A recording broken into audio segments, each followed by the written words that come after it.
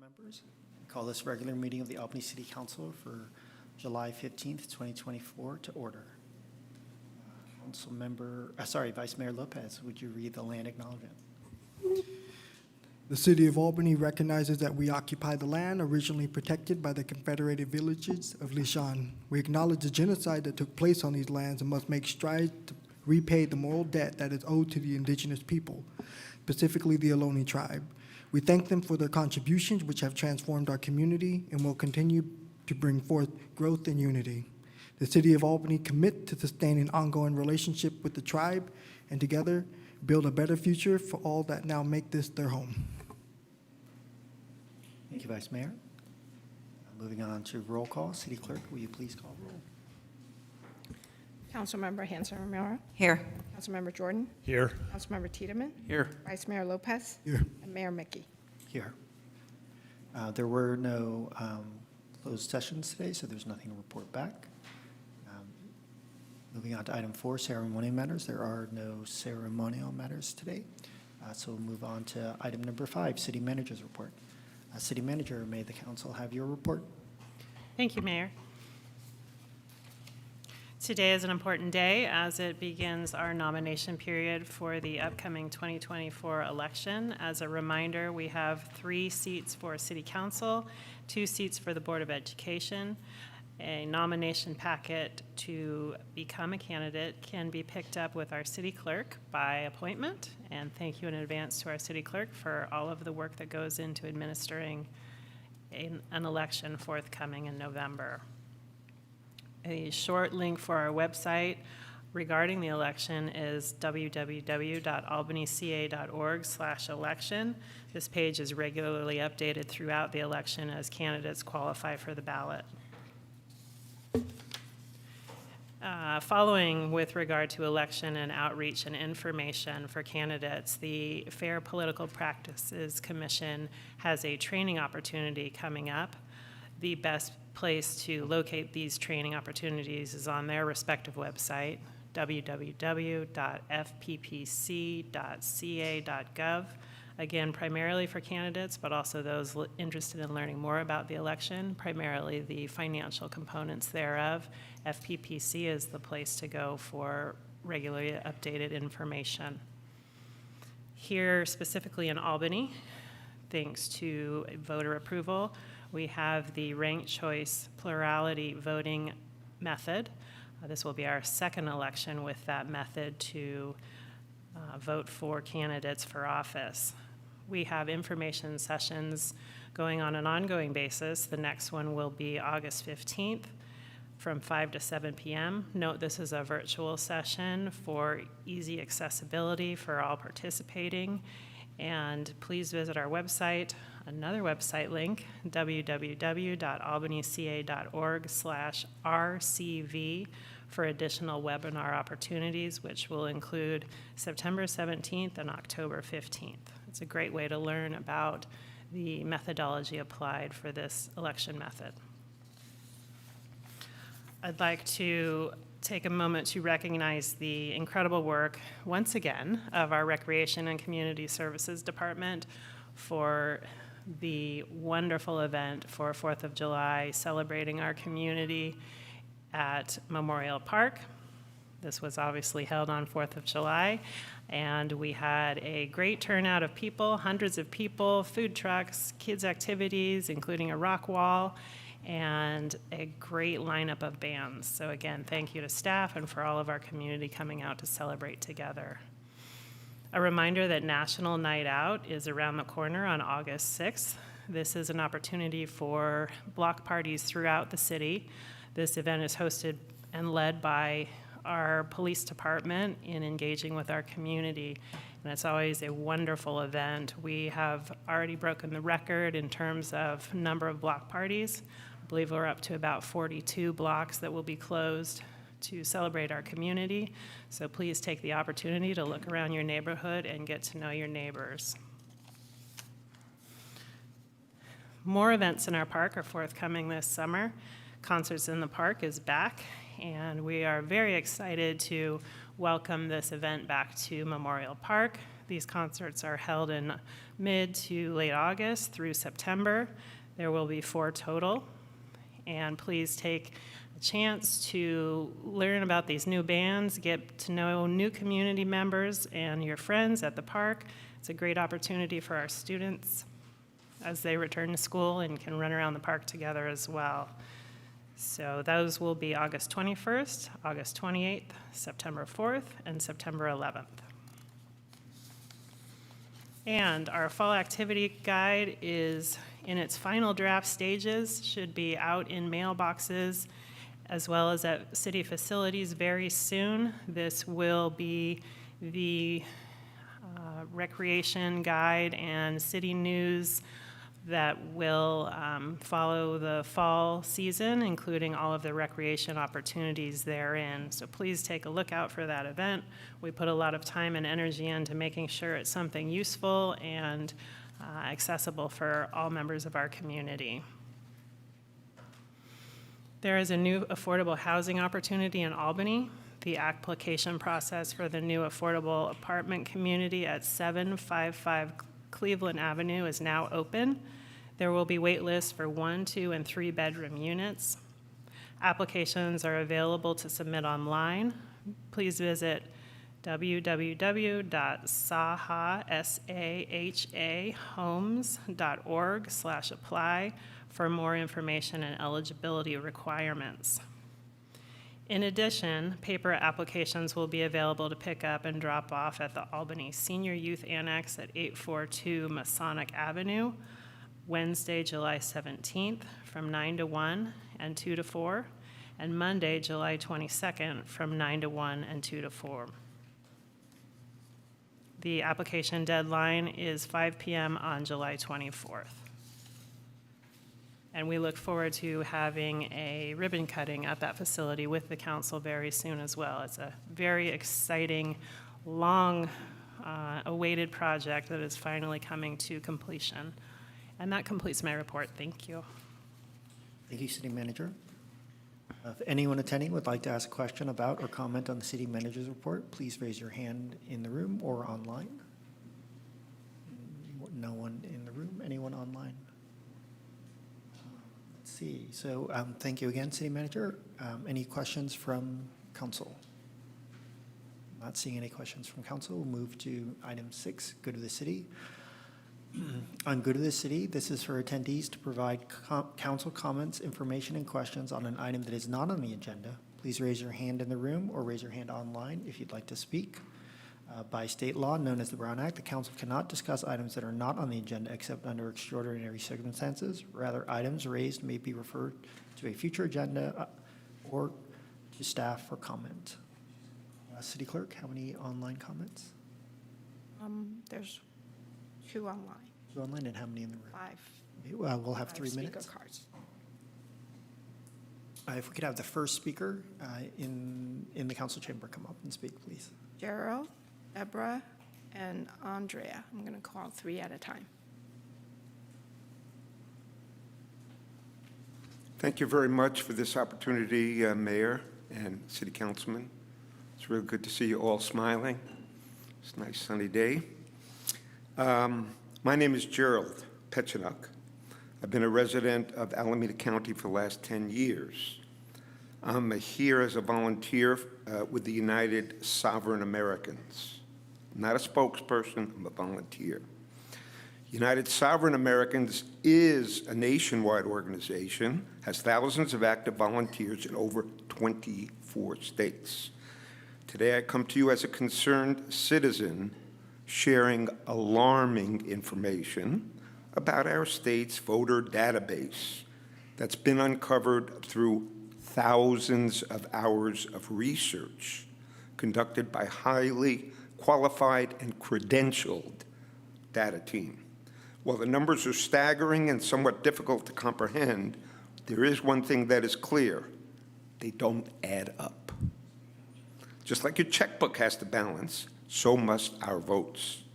If you had 10,000 fewer dollars in your bank account than you had deposited, you'd certainly want to know what happened.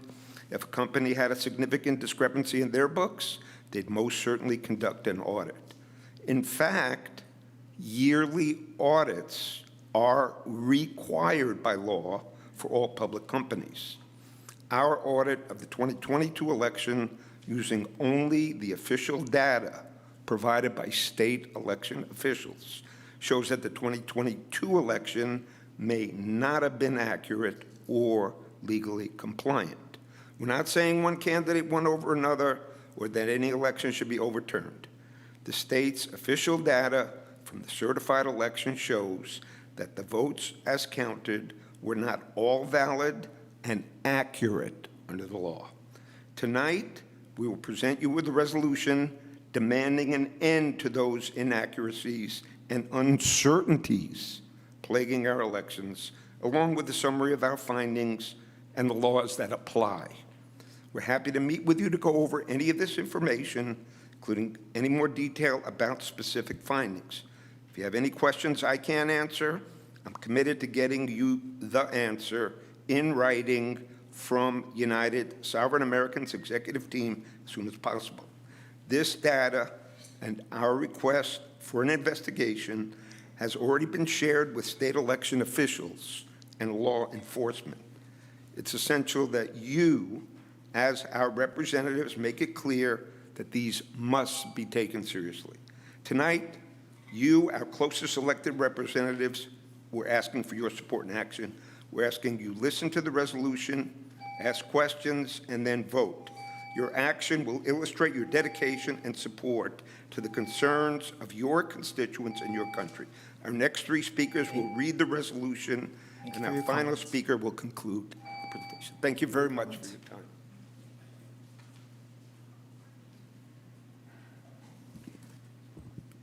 Thank you.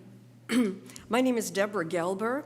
I've been a resident of Alameda County for at least 10 years, and I'm also a volunteer with United Sovereign Americans. The following is a resolution for a legally valid 2024 general election. Whereas it is a recognized civil right in the United States for every citizen to have a free and fair election, quote, and the right of suffrage can be denied by a debasement or dilution of the weight of a citizen's vote just as effectively as by wholly prohibiting the free exercise of the franchise, end quote, U.S. Supreme Court Reynolds versus Sims, 1964. Whereas it is the duty of our election officials to guarantee our elections are accurate and free from distortion or manipulation, quote, Congress seeks to guard the election of members of Congress against any possible unfairness by compelling everyone concerned in holding the election to a strict and scrupulous observance of every duty devolved upon him while so engaged. The evil intent consists in disobedience to the law, end quote, U.S. Supreme Court in Ray Coy, 1888. Whereas our constitutional system of representative government only works when the following four tenets of an election are upheld. Number one, the voter rolls must be accurate. National Voter Registration Act, 1993.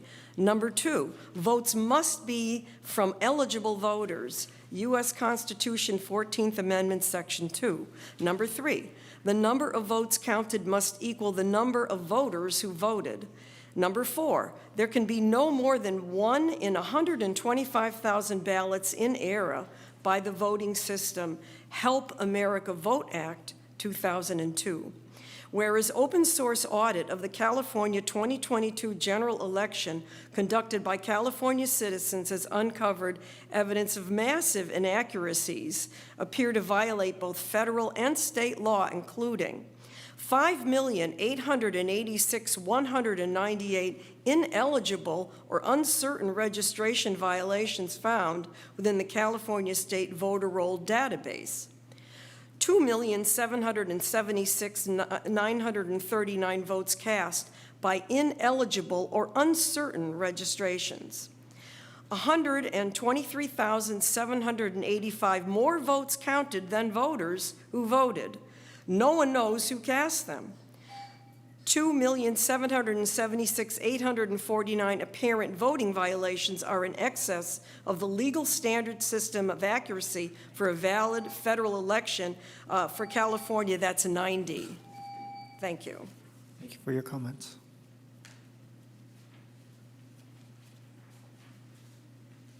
After Andrea will be Richard and Mark. My name is Andrea Ingram. I've been a resident of Alameda County for 40 years. I'm also a volunteer with United Sovereign Americans, and I'm continuing with this resolution, which says, whereas these findings trample legal accuracy requirements of the voting system during a federal election, accuracy is defined as the ability of the system to capture and report the specific selections and absence of selections made by a voter without error. Whereas the intent of the voters must be known factually before certification can be lawfully conducted. Certification of an election that varies from the law is an abridgment of the civil rights of the citizens of fraud ab initio. That's from United States versus Throckmorton, 1878. From time immemorial, an election to public office has been, in point of substance, no more and no less than the expression by qualified electors of their choice of candidates. That's from the Supreme Court, United States versus Classic in 1941.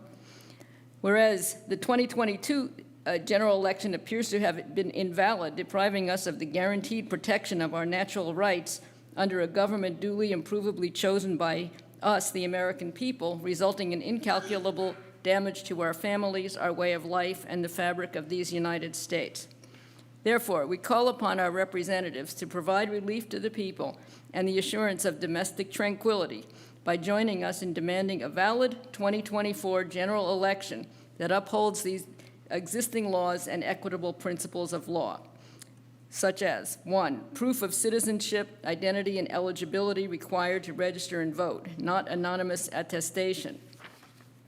2, voter rolls certified accurate and available for public review and challenged 30 days before the start of early voting. Voters adding that after that date must bring proof of citizenship, identity, and address in person to a qualified official at each polling place. 3, hand-marked secure ballots similar to currency. Whereas imaging technology is used for tabulation, the security features must be verifiable in the ballot image. 4, systems, machines, security measures, infrastructure, and conduct are required to be compliant with federal law for fraud prevention regarding risk assessment, certification, testing, and implementation. And 5, adjudication must be signed off by party, candidate, and trained citizen witness after being given full and effective observation rights. Candidates and trained citizens must be allowed immediate access to ballots, ballot images, and CVRs. Thank you for your comments.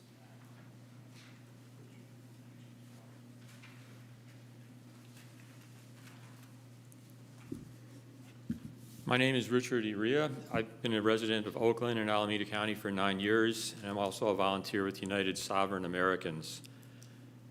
Ballots, regard of entry source, election operations, and systems must maintain end-to-end custody from voter to vote count to final canvass, including auditability and witness transfer with paper records. 6, a NIST-compliant, randomized, statistically valid end-to-end audit with 95% confidence level of all elections pursuant to the 14th Amendment, Section 2, must be performed. These audits are to be conducted by qualified, insured, and bonded security, forensics, or financial auditors, not personnel from within the electoral system. Reconciliation will include the vote count, real physical ballots, adjudication, CVRs, ballot count, qualified voter count, custody transfer, and all other paper and electronic election system, including logs. If the total of unique variances above is more than 10% of the margin of victory, a new election must be held in the state for those candidates affected unless the issues can be provably corrected by a manual hand count and with full review of records. Waiver of requirements is not allowed. Only end-to-end system compliance from registration through certification can guarantee the intent of the people is accurately recorded. Be it resolved that the Albany City Council members stand in support with the concerns and remedies presented here. We employ the Alameda County Board of Supervisors, California Legislature, federal legislators, law enforcement, federal and state prosecutors, judge, and both California's Secretary of State and county registrars of voters to cooperate and fulfill these firm requests of the people. Thank you for your comments.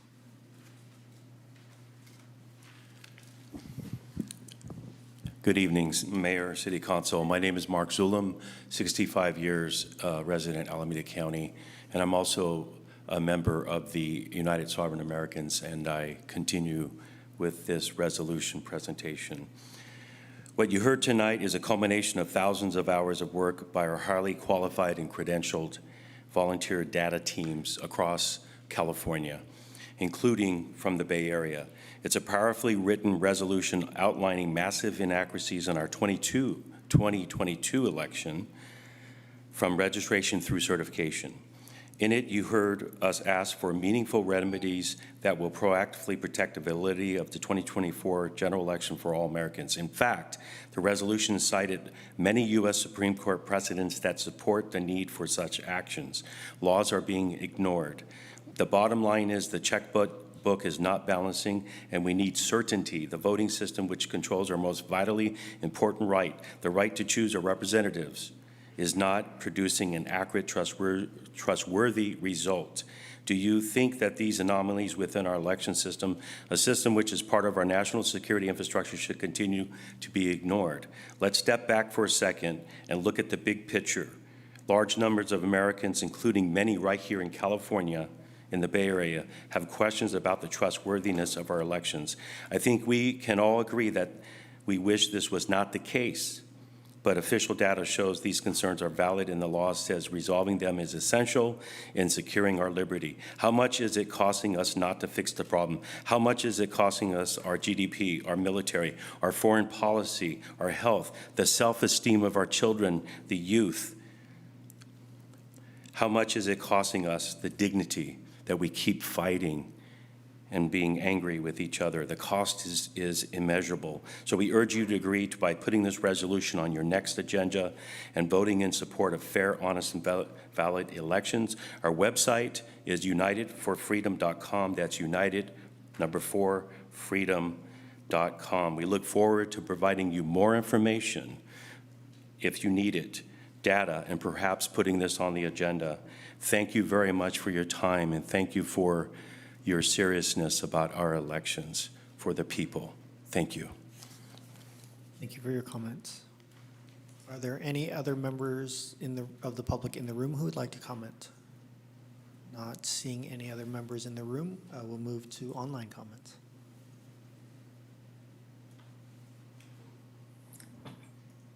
Yes, my name's Lucinda Young, and I am a longtime Albany resident. I wanted to comment tonight about a couple concerns I have. First of all, my concern is that there are policy decisions that are being made by staff rather than our elected representatives, our city council. And this issue came up recently with the authorization of the purchase of another gas parking enforcement vehicle over an electric vehicle. And it has also arisen in the past. The city council had authorized the installation of 5 level 2 electric charging stations and this was done in the capital improvement plan. Those were designed for installation in 2021. They were, I'll just read from the plan, it was to install 5 electric level 2 vehicle charging stations in 4 city locations: the Library Community Center parking lot, the Ocean View parking lot, the Civic Center parking lot, the Public Works Center parking lot, and the Public Works back parking lot. The justification, it's project number 51005 that was slated for installation in 2021. And those charging stations were never installed. We're now in 2024. I'm a member of the Albany Climate Action Coalition, and we have inquired, last year, we inquired at a Climate Action Committee meeting about what happened. Where are these? And we were informed by the sustainability director at that time, Elizabeth Karate, that the funding had disappeared. So my concern again is that this is just another example of the city making or authorizing something, and it appears that staff can simply decide to proceed with these projects or not. I'm wondering if staff came back to City Council and notified City Council that there were some problems that were preventing them from going forward with this project. And the lack of charging infrastructure has been cited as a problem that's come up with the parking enforcement vehicle. I'm simply concerned. Our city council needs to be making policy decisions, not our staff. Thank you. Thank you for your comments. Good evening, Mayor Ricky, Vice Mayor Lopez, and City Council members. My name is Riza Sabir, and I'm speaking on behalf of the Albany High School peer educators who spoke at the June 3rd meeting when City Council voted to form an ad hoc subcommittee to explore options for ending the sale of tobacco products in Albany. Because preventing our peers from using tobacco is dependent on reducing their access to these products, we thank you for taking this issue seriously and would like to offer our support as needed whenever the subcommittee decides to meet. Thank you so much. Thank you for your comments.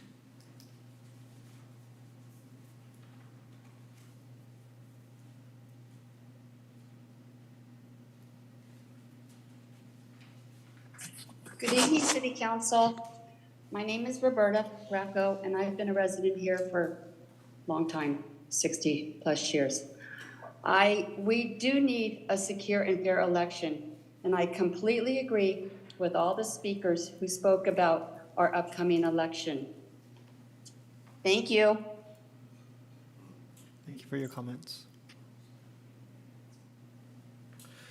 Not seeing any further comments, I would ask staff if there's any clarity on the 5 level 2 charges from 2021. If there are no answers today, if you could bring something back to council.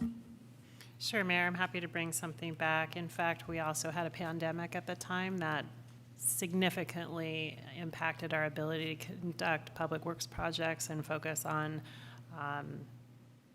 really transition of services throughout every department. However, I will bring an update more substantive based on the assumptions raised. Thank you, City Manager. Were there any, go ahead, Councilman. Yeah, I just wanted to add on the topic of a gas-powered versus electric parking enforcement vehicle. That was a decision made by the council. And so to the extent that people are unhappy with that decision, I would ask you to direct your unhappiness to the council. Thank you, Councilmember Jordan. Any other comments? Not seeing any other comments, we'll move on to item number 7, consent calendar. On the consent calendar, items on the consent calendar are considered to be routine by the City Council and will be enacted by one motion. By approval of the consent calendar, the staff recommendations will be adopted unless otherwise modified by the City Council. There will be no separate discussion on these items unless a council member or a member of the audience requests removal of the items from the consent calendar. I'm looking to council to see if there's any items that you would like to discuss further. I just want to bring up 7.4. 7.4.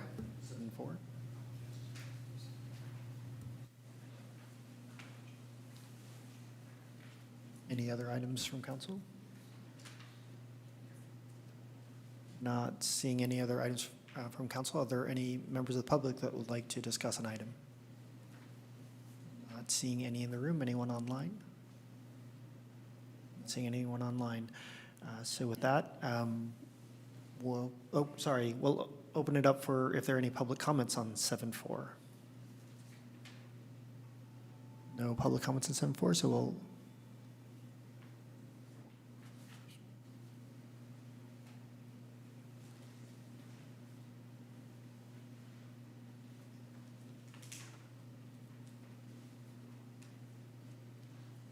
Hi, this is Ken McCroskey, and I'd like to speak in favor of item number 7.4.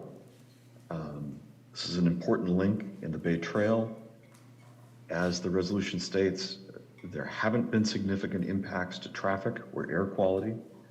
And in fact, opening up space on the bridge does not improve the flow that will happen on the other side of the bridge in Marin, which would need to be significantly improved to take advantage of 3 lanes. Please vote in favor of this resolution. Thank you. Thank you for your comments.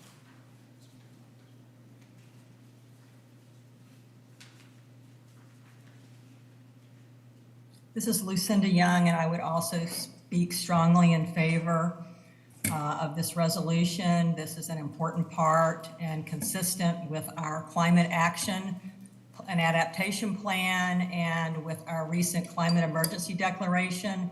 I would remind council members that almost half of our greenhouse gas emissions are from transportation, and it's extremely important that people have the ability to bicycle to connect from our county over to Marin County. And I have actually taken that, used that route several times in the last couple months. I know some other people who work in Marin who regularly take that route for work. So I would strongly urge you to vote in favor of this. Thank you. Thank you for your comments.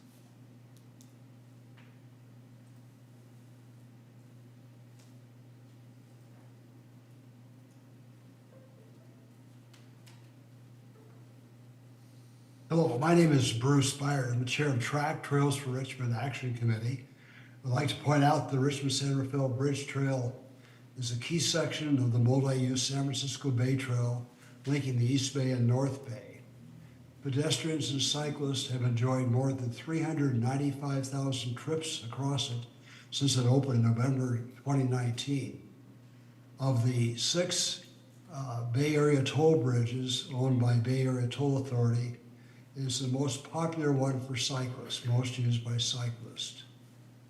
So I might also mention the Richmond City Council has adopted a resolution very similar to the one before you tonight, supporting 24/7 operation of the Richmond-San Rafael Bridge Trail. Please adopt this resolution. Thank you very much. Thank you for your comments. I'm not seeing any further comments. I will bring it back to council. I guess my concern was the full amount of 24 hours a day, 7 days a week. I've driven the bridge several times throughout the year. I do like to see it when it is being used. I have to admit, I have not seen a lot of cyclists when I've driven it, and oftentimes I have been stuck in traffic. So my question was about, how much better is it for the environment if there's more cars sitting still and stuck in traffic as opposed to, having more room? And I agree that the other side of the bridge would be great if we could get that expanded. I just don't know how many cyclists we're seeing go across in the middle of the night where there might be work that needs to be done, stuff like that, or heavier commute hours. So these are kind of the questions that are popping up in my mind of what is for the greater, what's the greater good here? That's where I'm at. So, yeah. I can speak really quickly from personal experience that I've had to use that bridge path throughout very odd hours of the night. When I used to have to bike to Marin County, it was my only accessible way because for a long while I didn't have my own vehicle. And I will say too that I know we hear many cases around, this is a climate justice or climate resilient activity or action, but I'm also moved to emphasize this also an act of climate justice. though I don't like personally sharing this story, when that pathway first opened, obviously a lot of us folks who were living in Richmond at the time were excited, and we hopped on our bikes and we're like, let's go check this out. As you can imagine, a lot of us folks from Richmond, the demographics over there are very different from what you see in Albany. Mostly black and brown folks, and we were met by a police officer who told us to go back where we came from, told us we weren't welcome on that side. So it's not just an act of climate mitigation and action, but it's also an act of climate justice, because black and brown folks love to ride bikes too. And black and brown folks do find an absolute need for that pathway. Though we are seldom seen, we are still there. And I thank you, and I appreciate you asking that question, because I don't think folks ask that question enough. Who is using it and when? I, up until very recently, was using it pretty consistently for work. Would ride my bike from e-bike. I am not manually powered to ride that much, but would use the e-bike to commute from Albany to San Rafael and back. And it's that pathway that, to me, has always been a social bridge and a social connectivity, because if anyone's familiar with San Rafael, you may also be familiar with the canal, which is also a community of predominantly brown and indigenous folks. So that bridge 24/7 pathway is more than just folks wearing spandex, riding on bikes. I've seen plenty of people use it walking and riding, hopefully not walking all hours of the night, but I have seen folks riding all hours of the night. And I think folks would be surprised. And, you know, if you sat there for a whole week, I don't recommend that. But if you've seen the type of folks who are working hard and unfortunately don't have access to vehicles, and to me it warms my heart that in one way they're also helping to reduce our climate footprint. And we got to start somewhere. We start small, and hopefully it's really set the precedence for what we should be doing as a broader coalition here in the Bay Area. I would thank you for your comments, Vice Mayor. Councilmember Hanson-Romero, thank you for your question. I think it's an important question to ask. Is a trail that is not necessarily being used? I think the data showed that it wasn't being used necessarily to its fullest potential. I think what bothers me about the current proposal as written is that they are going to remove the bike lane except for on the weekends. And so it really would only be on the weekends. And then you really are saying it's only for those who are likely in spandex, who are doing it for recreation purposes. Whereas today, as Vice Mayor Lopez said, there are a diversity of people who are using it at all different times of the day. The other thing that I understood from the proposal is that the bike lane would actually be turned into a breakdown lane. And so it wouldn't even necessarily help with congestion. It might help if there's an accident, but it wouldn't help with congestion. And so I think I too have sat on the bridge and been like, we are moving, we are not quite moving at highway speed, and looked over and wondered at the lane.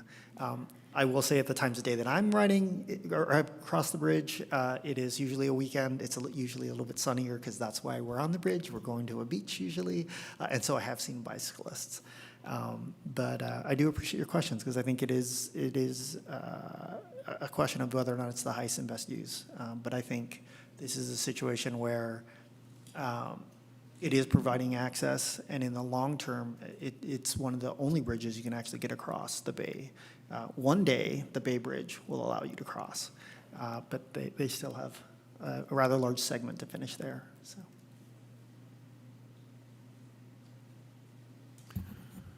If I may, thank you for the question, and thank you, Vice Mayor Lopez and Mayor. I guess as clarification, Vice Mayor Lopez, I think it was how you phrased it. It sounded like you said that a police officer in Albany met you. No, it was a police officer on the Marin County side that met us there and told us to go back to where we came from. We weren't welcome. That's what I figured. I just wanted to get it on the record because. Yeah, no, thank you. And I will also state for the record, the following week, we hit some of our folks up in Berkeley and in Albany, and they came out in big numbers, like almost 200 folks rode with us when we shared what had happened. So do want to give my shout out. Thank you.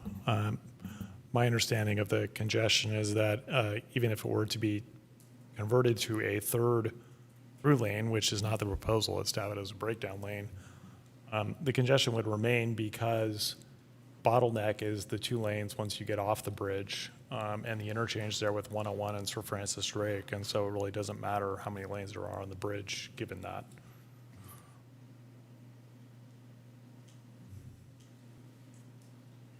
I won't go into it tonight, but I have all kinds of traffic engineering questions about what happens when you get on the other side of the bridge. But that's a rabbit hole we won't go down tonight.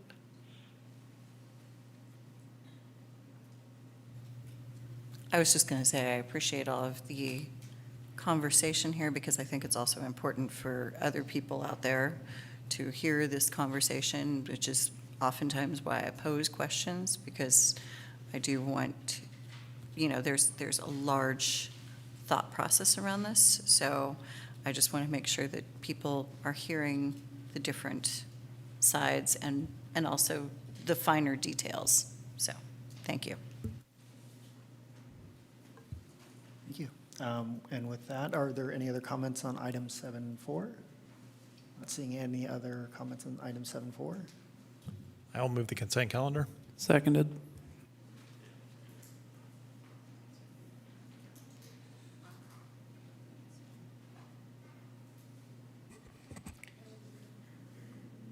Councilmember Tiedemann, Yes. Vice Mayor Lopez, Yep. Mayor Mickey, Yes. Councilmember Hanson Romero, Yes. Councilmember Jordan. Yes. Motion carries.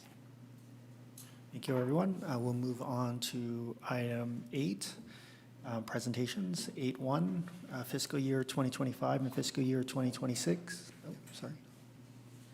Yes. I have a question that's about a previous agenda item, and I'm sorry I'm not familiar with this format and it seemed like it scooted by very quickly. Sure. Which agenda item? 7.2. 7.2.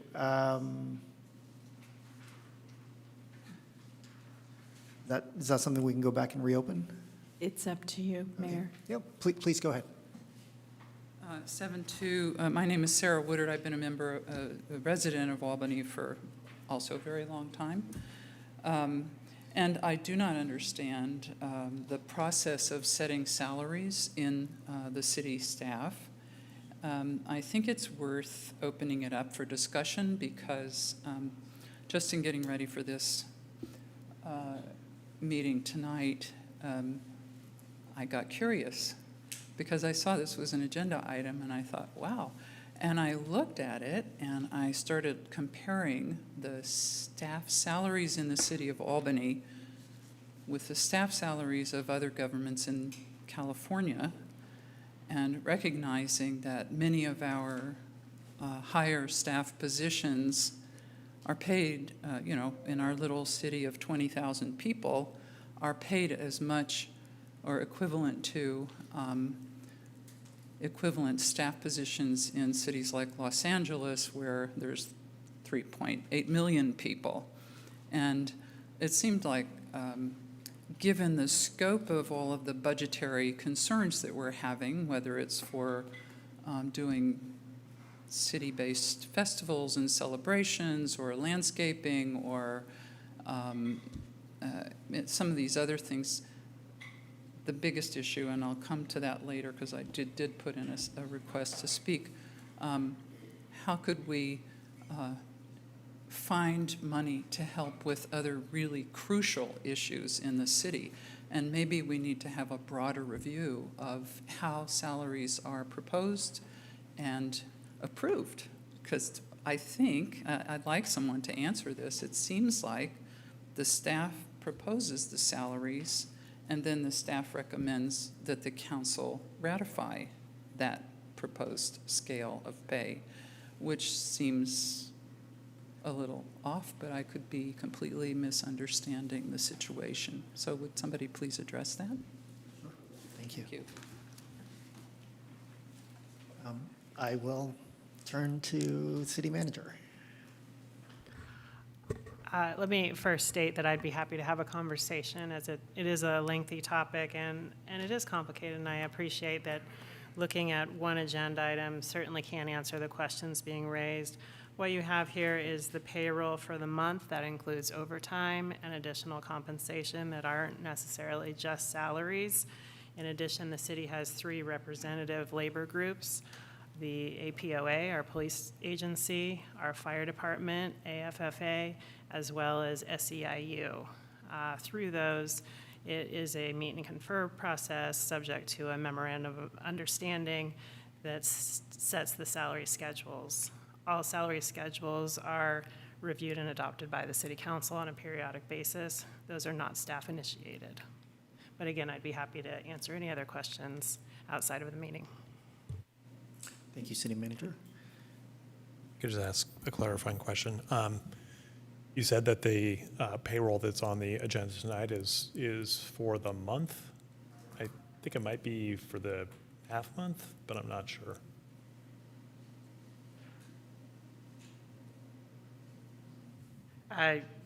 It's what has been paid based on the dates that you have available in the agenda items. Okay. So yes, it would cover that period of time.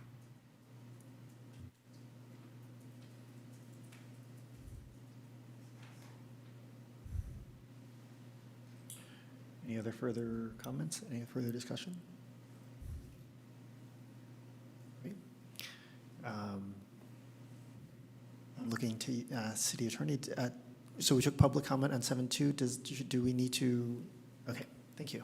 No need to change any votes or redo. Okay, thank you. Thank you for your comments. With that, we'll move on to item 8-1, fiscal year 2025, fiscal year 2026, contract with Insight Housing for Albany, Project Hope. Seth, do you have a presentation for Brett? Absolutely. Perfect, thank you. Good evening, Mayor and City Council. My name is Sid Schoenfeld, and I am the Director of the Recreation and Community Services Department.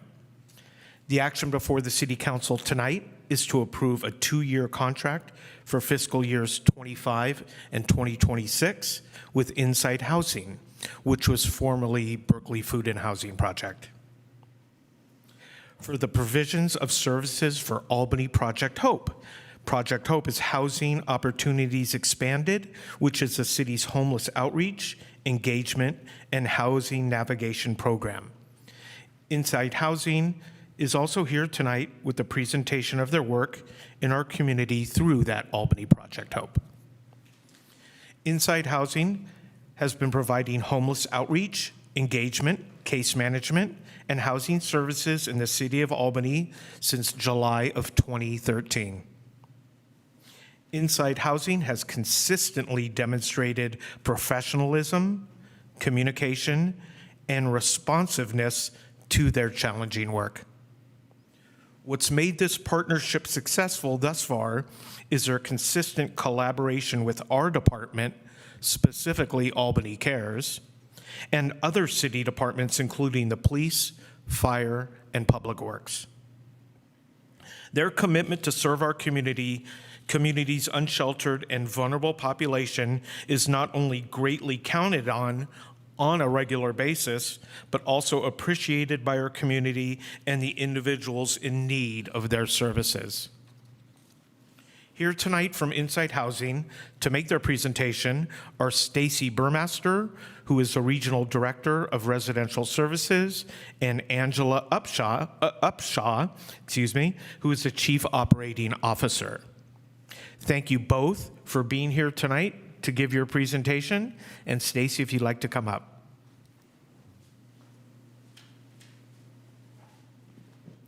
Thank you so much for that very generous introduction. Hi, council members and mayor. Thank you so much for giving us time to present on the work that we've been able to do over the last 2 years. Next slide, please. So again, we are Insight Housing. I am Stacy Burmaster. I am our Regional Director of Residential Services. We were formerly Berkeley Food and Housing Project up until about May of last year. Next slide, please. Our mission is to ensure everyone in our community has a home through supportive, equitable, and sustainable housing solutions. Next slide, please. And our vision is to envision a world where everyone is food and housing secure and has a caring community to call home. Next slide, please. Our staff provide services with the values of engaging authentically, acting strategically, building community, responding with respect, and being an advocate in these communities. Next slide, please. We have been a nonprofit for the last 53 years. Annually, we serve more than 75,000 meals. I think we're going to smash that number this year, serving almost 100,000, maybe even more meals for this fiscal year. And we are now in 7 counties. That's why we changed our name. We were no longer just in Berkeley. Next slide, please. So, Albany Project Hope, that is what we're here to talk about. Next slide, please. Again, we have been partnering with the City of Albany to address homelessness here for more than 10 years, since 2013. Next slide, please. And this is a small but mighty team, and we love to say we are a full menu service. We are really lucky to have a partnership with City of Albany that is extremely flexible. So wherever people are, we're able to address their needs. And so the main buckets of support that we like to start with is our street outreach team. We receive referrals directly from City of Albany, and then we go to where they are, whether that's an encampment or shelter, wherever they need support. And then we begin the engagement of services. Once they agree to work with us, we move them into the bucket of what we call housing navigation. That is where we partner with them to work towards housing based on their individualized goals. And then we also have 2 locations of shelter or interim housing. It's like long-term shelter. 2 4-bedroom homes, a total of 8 beds. Next slide, please. So we are also lucky to have funding for rapid rehousing. That is a time-limited rental subsidy with the goal of those individuals being able to take over those leases and pay the rent on their own. We partner with landlords to expand housing options for the people that we serve. We offer what we call flexible funds. So if someone needs clothing or assistance for getting birth certificates or IDs, if they need food, water, whatever they're allowing us to support them with, and this is a great engagement tool and outreach. Next slide, please. So just to kind of take you through the continuum, we have that initial referral. We go to where they are and provide outreach. We explain what our services are. Hopefully they agree to partner with our housing navigator. And then we go through the process of having housing navigation, collecting those fund documents to move towards housing. And then I'm so short, let me see what we have. Our navigator also provides an assessment to get people into the coordinated entry system. That is what our continuum of care utilizes to prioritize people who are most vulnerable for resources, housing, and shelter. And that is a process of case management and then ultimately into housing. So we have 2 main goals when we engage someone in services. We need to address their basic needs. We need to increase their safety. We need to provide shelter, food, water. We need to ensure that they're in the crisis queue for shelter resources, and then move into the housing queue where they're working on their housing and getting those core documents that make them eligible for our coordinated entry system. That is an ID, a social security card, verification of disability, verification of income, and their verification of homelessness. Next slide, please. So these services are trauma-informed, individualized services that meets them where they are. We work to build trust, and we follow their lead. We ask them what their goals are with the ultimate goal on our end of getting them into housing. Next slide, please. So some numbers for you. We have provided that rapid rehousing time-limited housing subsidy over the last 2 years, a total number of 7 people were able to be successfully and permanently housed through that time-limited subsidy. Next slide, please. We have also utilized those 2 master leased interim housing homes with a total of 8 beds. That is 2-year time period, and we cover all expenses while they're there. Things like utilities, furniture, whatever they need while they're with us in that shelter. Next slide, please. We can also utilize the bucket or menu option of emergency motel assistance. We use this option very sparingly. As you can see, in the last 2 years, we only opted to use this one time. That was for a family that was between losing their housing and had already identified their next housing option and needed a safe place to be while that was coming together for them. We use this very sparingly because when we place someone into a motel, it's very difficult to get them to move on to other options. It could bring complications for what may happen in that hotel. It's not a controlled environment. Staff are not attached to that location 24/7. And so we just really use this as a sparingly option. Next slide, please. So this is that flexible spending. We are looking at expanding that menu option so that we can have more opportunities to pay for the cost of what it takes to get people housing ready, to engage people in outreach services. Next slide, please. And then again, this is a very small but mighty team. We have a half-time program manager, currently 1 full-time housing navigator.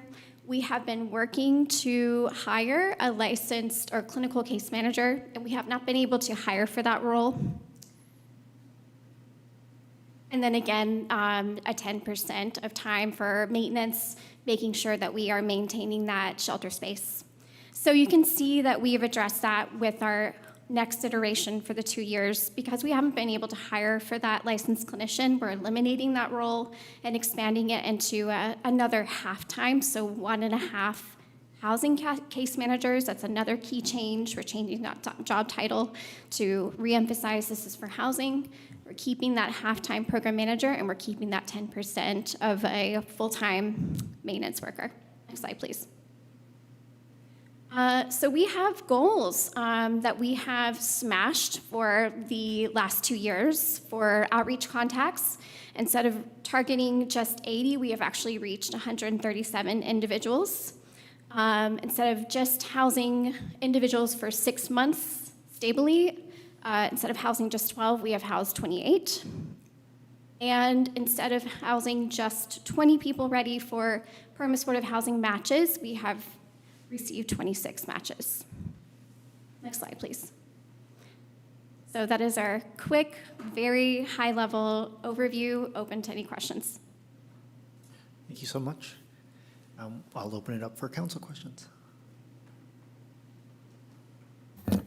Thank you so much, and to everybody in the agency for the work they do.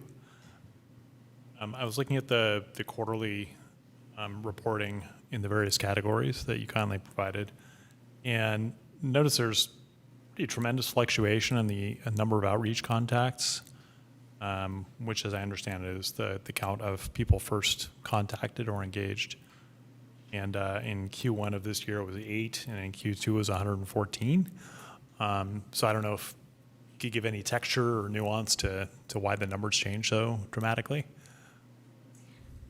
We go out to see people for the first time based on referrals, so I don't know if Sid has any insight, maybe the weather or the time of the year. I'm not sure, but we noticed that as well.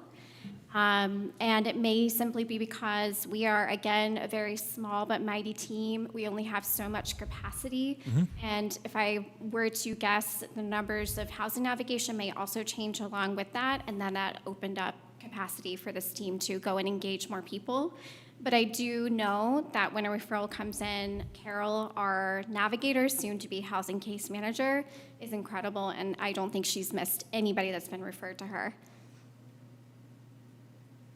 Yeah, I'm just genuinely curious to understand the work you do, because it went, like I say, it went from 8 to 114 back to 7. The number of housing case plans performed went from 212 to 74 to 4. So there's, pretty dramatic fluctuation from quarter to quarter. So if staff could get back to me after the meeting just with some more nuance just to, well, I'm better informed. Thanks. It's definitely a challenge that the outreach team faces every day. It's not like they're passing anyone by, but it's just who's out on the street or who is referred by various residents or the police department or other city departments. But I'll look into it for you. Yeah, I wonder if it has some nexus with Bonita House and the mental health response team coming online or going offline, because unfortunately, if I understand correctly, Bonita House is no longer able to serve the city, so that might be one possible explanation. Definitely could look into that. Yeah, thanks. Could you speak into the microphone so some of us can hear what you're talking about?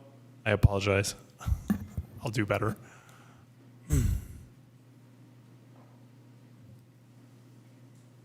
Any other comments? Questions?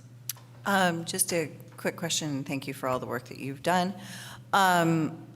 How many do you see, or are there any reports that we can identify with how many are we unable to serve because they don't want services? The process of engaging someone for the first time often is they're very distressful. And it takes time to build the openness of, oh, I've seen you before, nothing bad happened, you didn't show up with the police. And that's why that flexible spending is so important. Showing up with just a bottle of water and some food is a huge relationship builder. We provide a lot of tents and other items similar to that, especially when the weather gets bad. I would say it's half and half if I had to guess, and we can get some better data on that if that's something that you're interested in us tracking.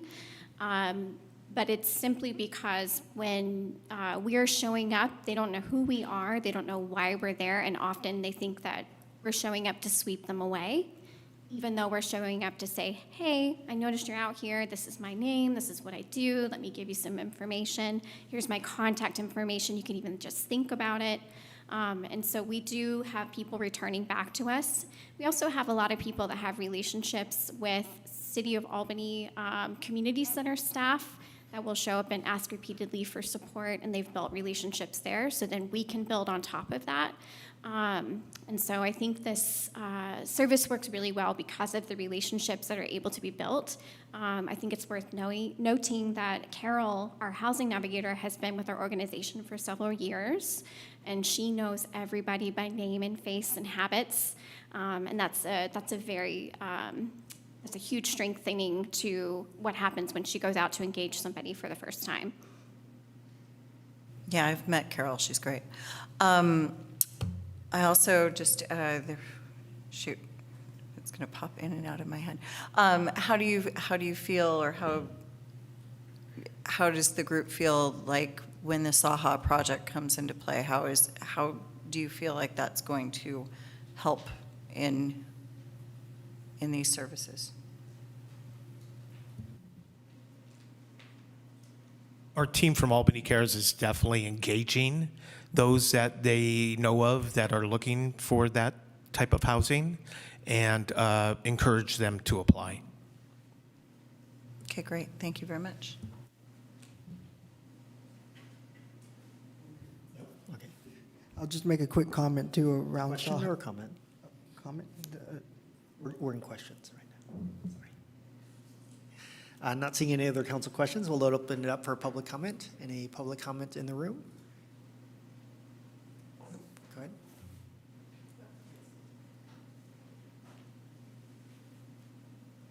You guys are going to get sick of me. First, I want to say fantastic, amazing work, and the whole issue of homelessness and rehousing people and taking care of people is incredibly complicated.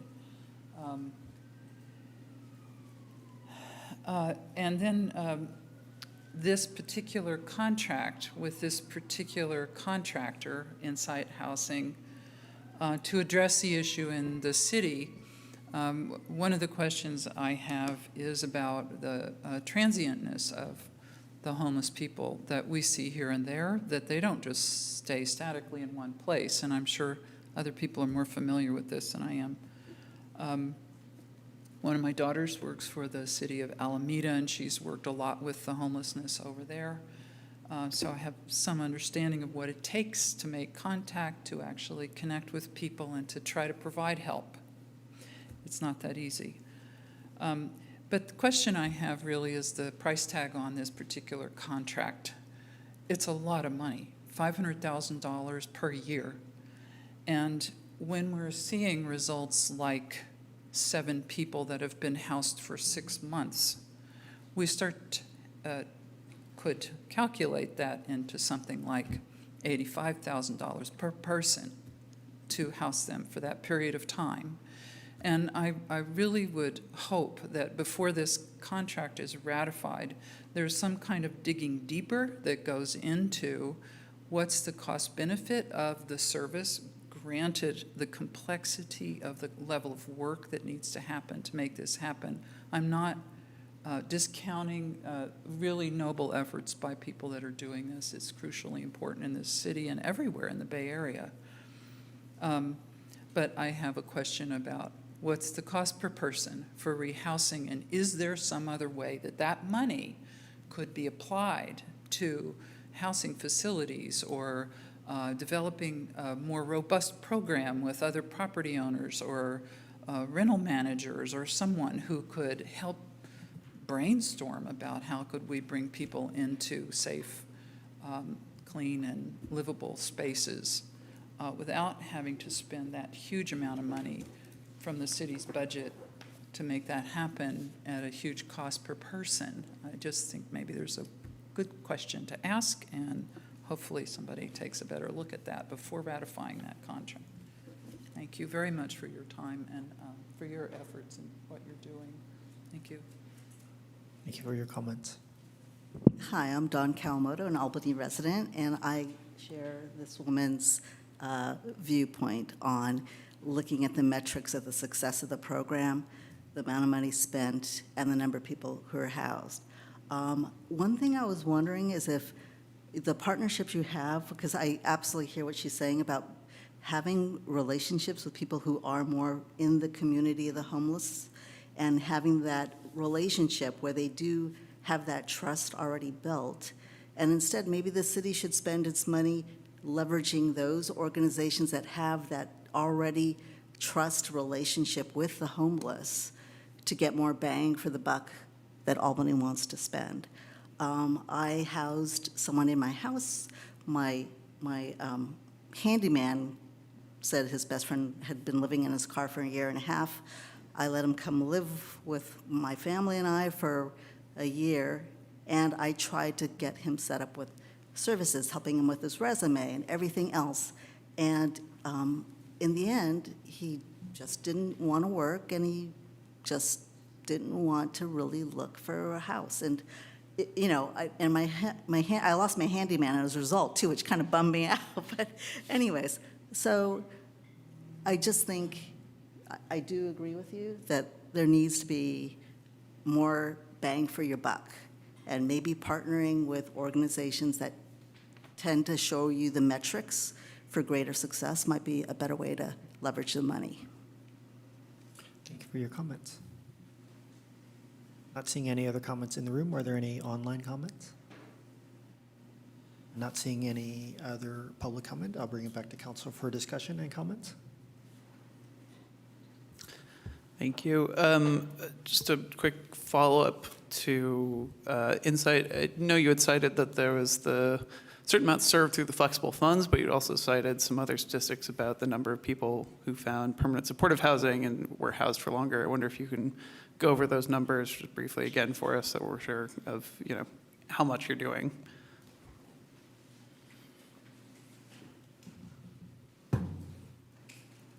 Were there specific numbers that you're wanting to hear more about? You had a slide with a lot of numbers on it, and I don't remember what all of them were. Okay, we can fly through them again. Yeah, I'll chime in because there was a lot of numbers. And the commenter said that, if I understood correctly, that 7 people were housed for 6 months and took the total amount of the contract, said, well, that's about $85,000 a person. I think that 7 was actually a different category, so yeah, if maybe you could clarify that, thank you. I believe that may have been the time-limited rental subsidy or rapid rehousing. That number 7 rings a bell. I would like to just talk briefly about what rapid rehousing means. Again, it's time-limited. It is a maximum of a 2-year time period. Our program allows for a maximum of 5 people, if my memory is correct, to be served at once because rent is expensive. And so over a 2-year time period is what we are talking about. And so somebody may be with us in that program for 2 years before they quote unquote graduate. And that is a very tough program because we have to be able to assess somebody and determine that they're going to be able to take over this rent on their own and not need case management. So that means often that they're not going to be on set income like Social Security disability income. This is somebody that may be able to work and earn income income at a level that's going to allow them to be stably housed. So we have to look at rental limits. We have to find landlords that are going to be willing to rent to our population. We have to find a relationship with the participants that are agreeing to this setup, that we're not just putting them into an apartment and then leaving them alone. We're going to be in their business. We're going to be wanting to hear about their income. We're going to be wanting to talk about their PG&E payments, not just rent. So the number, I understand, seems very low, but we are right on track with the limits of spending that we have within this because rent is so expensive. So hopefully that clarifies. I can talk more about it. Yeah.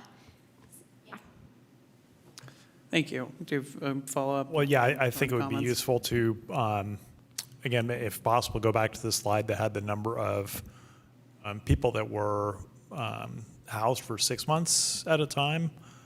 The attachment says 24 this year. Yeah, I have a feeling that the numbers that you presented might have been updated because they were all a little bit larger than the ones here. So I think they might be.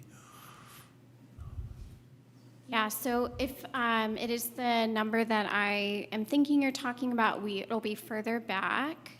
And this is the number of people that remain housed after being in permanent housing. And so often when you're talking about success of people being housed, you have different length of time check-ins.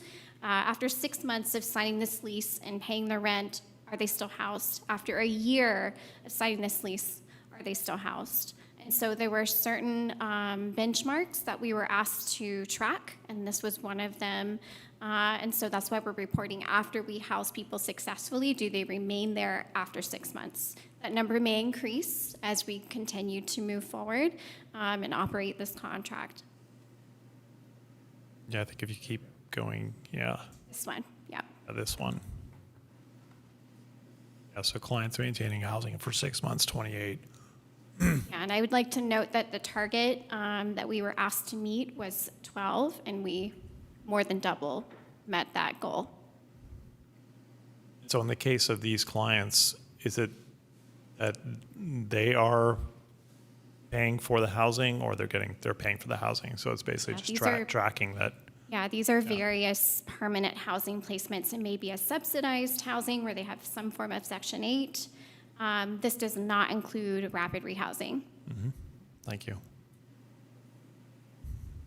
And were these were clients that became housed post-contact with Insight at some point in the past? Yeah, that we would say we provided housing navigation to help them gain permanent housing. Yeah. Okay. Yes, I think this goes to a later item we're going to have, which is that it costs a lot more to get somebody housed again than to prevent them from becoming homeless in the first place. Yes. One item of clarification, when it says clients maintaining housing, is a family one client, or is a client 5 people in a family 5 clients? Typically for this contract, we're getting referrals for individuals. We are not often getting referrals for families. I believe that City of Albany, as they make referrals, are referring to nonprofits that specialize in housing services. That's not to say that families don't sometimes come across our caseloads, and we support them and partner with the experts there if necessary. So when we say clients, we mean household, and it may be a household of two. If it's two individual adults, that may be in a romantic relationship, but most of the time it's an individual. Okay, thank you. Any other comments? Sure. And I'll add as color to your last question of, according to the most recent PIT count data, about 90% of homeless households are single person, so the family housing is less common. Thank you for going into some more detail on that. I think that really just shows to what Councilmember Jordan was saying, the 7 people with the 100,000 in payments, that's the cheapest option to rehouse people. That's to keep that homeless period brief and put them as quickly back into housing because it minimizes the cost. As I think the Insight Housing's really amazing work shows us that this is responding to homelessness and providing these services is incredibly work intensive because it needs to be, because you need to form relationships with people. We need to pay for some amount of temporary housing like the master leased homes that are provided through this program, link up with other services, provide counseling in a whole bunch of different areas. But this is the way to do it. The housing first method is the way you get people housed because it lets them deal with anything else that is making it difficult while their basic needs are getting met. So this program is really how we do that. And I want to just voice my complete appreciation for Insight, considering that I know how difficult that is, especially considering that the tide you're working against of homelessness is always getting stronger. And we can improve our homeless response system to rehouse people, but there are dynamics in the wider housing ecosystem that are making more and more people slip into homelessness that makes your job harder. So this is very, very important work that we very much appreciate in Albany. Thank you. Sorry, one more question. So those that are being rehoused, are you finding the rehousing options in many different places, or are you focused here in our community to rehouse them within our community?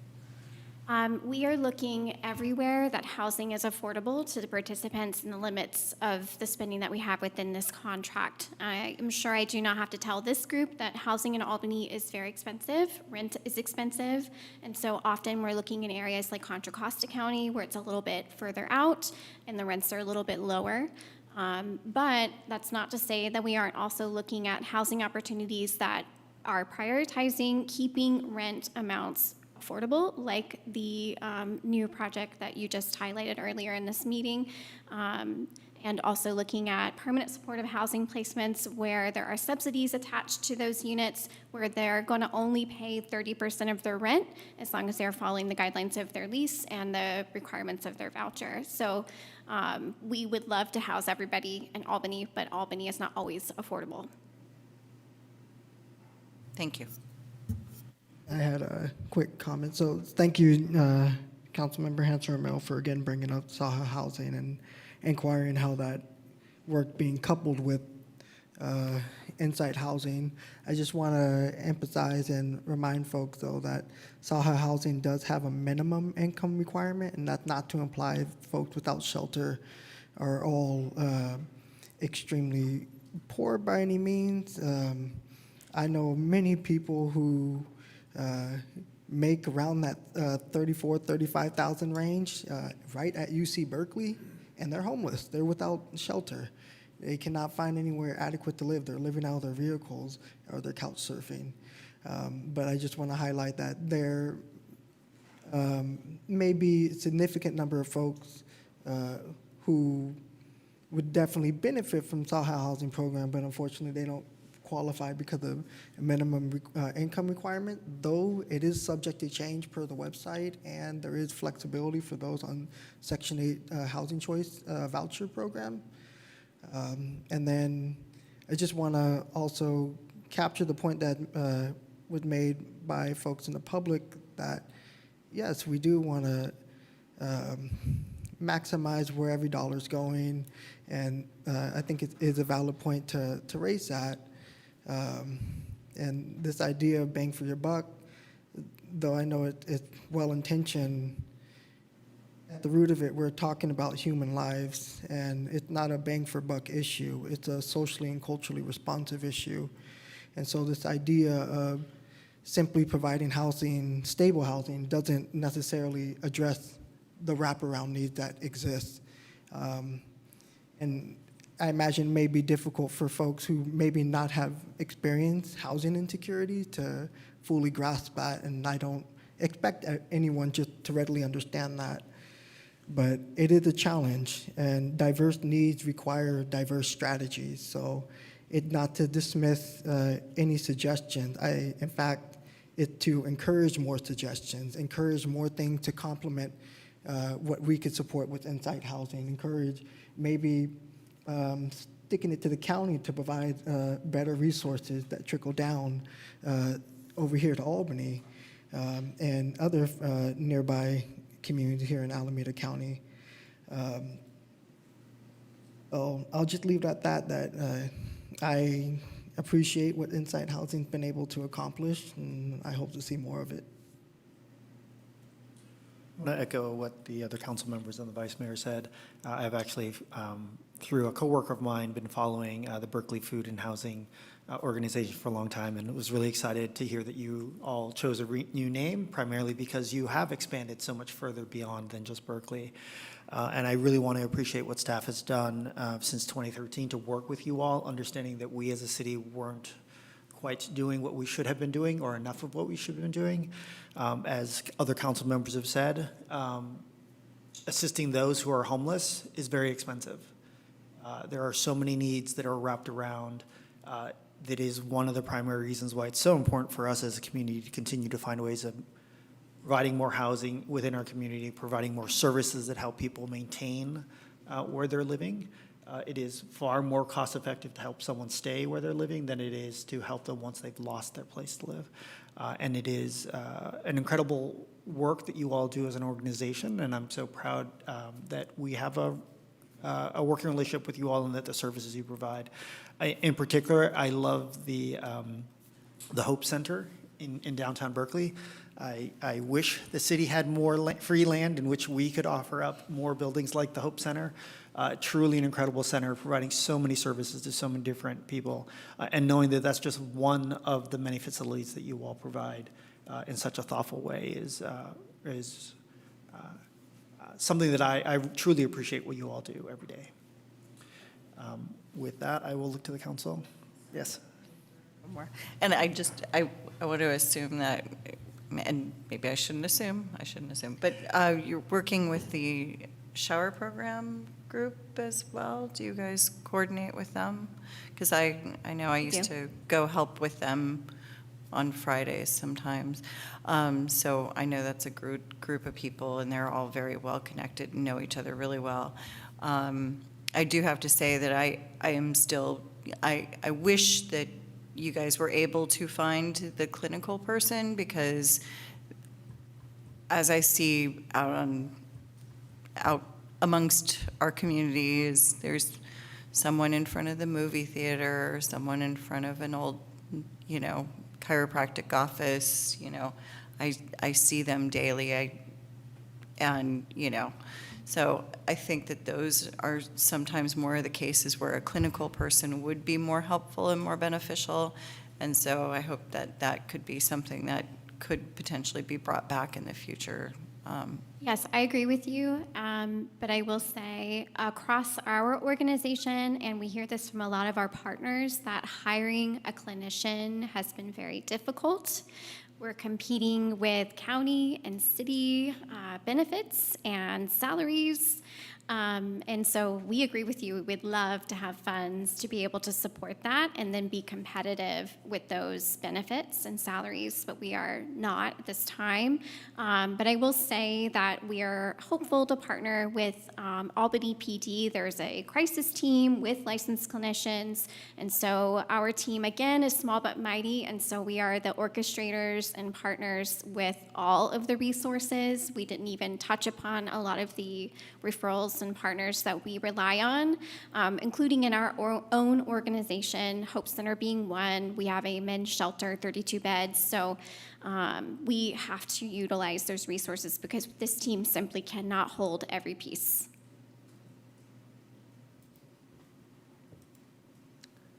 If you're willing to entertain a motion, I will move Resolution 2024-62. I will second.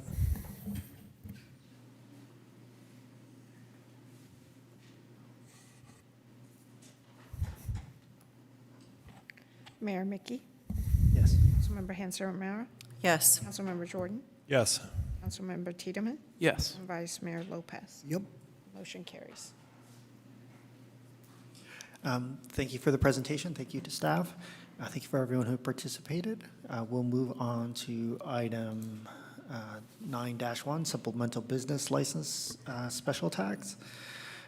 I will be recusing myself from this item. I have a financial interest that would be affected by this tax. So I hand it over to Vice Mayor Lopez.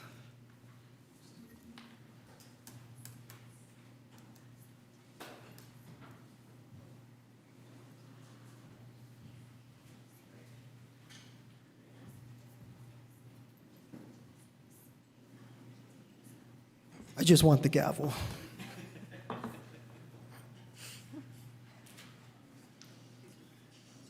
All right, let's make sure that door is closed, John.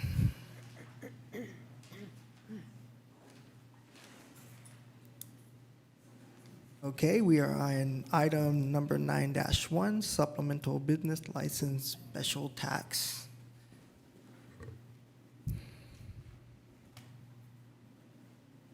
I'll provide a brief staff report, Vice Mayor. This is a follow-up to the item the council has reviewed twice, beginning on May 20th and also on July 1st. As you will recall from your last meeting, direction was given by the council to move forward with the item to put the ordinance into final draft, which you have before you tonight. Again, this would be an ordinance subject to approval by the voters with a 2/3 majority requirement. As part of your July 1st direction, there was a change to the tax rates, which would be 0.36% for owners of 4 or less units and 1.0% for owners of 5 or more units. You will see those numbers and formula changed within your staff report and in the ballot language and revenue estimates provided therein. Additionally, there has been some clarification to the purposes and potential uses and application of the revenue. Primarily, these are around financial assistance to rental providers and also certainly for the assistance to our local tenants with regard to rental assistance programs, rental code enforcement, funding to substantiate that program, and potential legal assistance for both landlords and tenants in support of potential financial hardships. The city attorney's office has prepared the final ordinance draft and can speak to any questions with regard to the technical language in that document. In terms of financial considerations, it's estimated primarily in a safe range that this would bring in about $475,000 per year. There will be some startup time needed in terms of applying the tax and collecting it through our third party. And with that, I'd be happy to answer any questions along with city attorney. Thank you, City Manager. Any questions from council? 2 questions. Somehow I thought that we had spoken about if we found that the program wasn't being used, wouldn't we have a sunset date on this, for one? Gosh, I'm gonna blank on my other question right now. So basically, I thought we were gonna have some sort of an end period, because right now, this is just ongoing. So say it gets passed, it gets approved, and it's not being utilized, so to speak, it doesn't necessarily go away then until somebody says, hey, this isn't actually functioning. Correct. As currently submitted, it is a ongoing tax. The flexibility we do have, granted, it is a special tax subject to a specific purpose, but there is a bit of flexibility in the evolution of the service programs. Should one type of assistance be more needed than another, there is some fluidity there based on how this may evolve over time. But the collection and the obligation would be ongoing, as currently written. And do we also know how much staff costs and staff time is it going to be part of that budget of the monies collected? To some extent, yes. I don't know if we will cover the full administrative overhead because we also utilize third parties for some of the collection, but that will be built into the overall costs for doing services.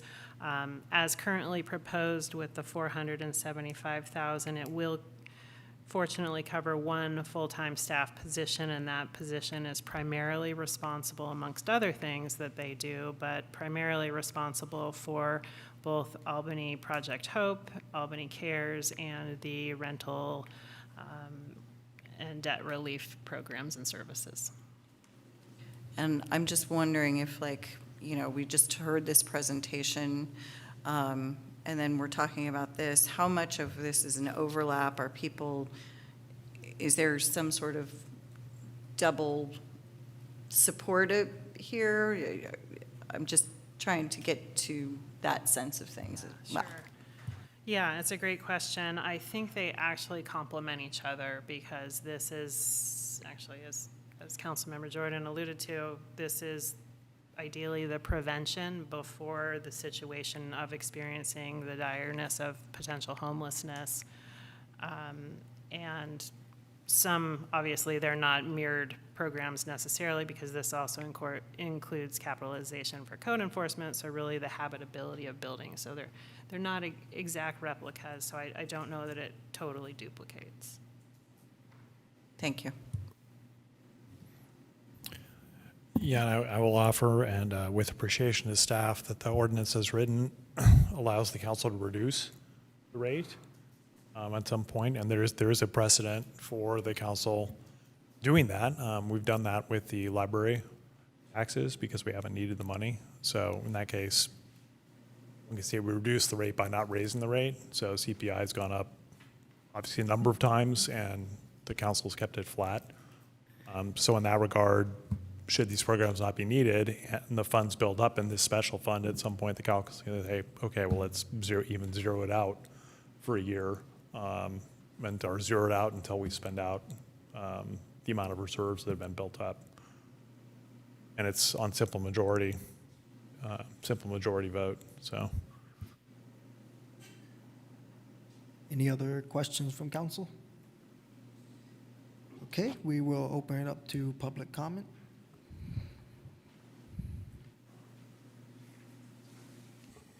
I have two virtual, and I have a few of the speaker cards, 3 speaker cards. Okay.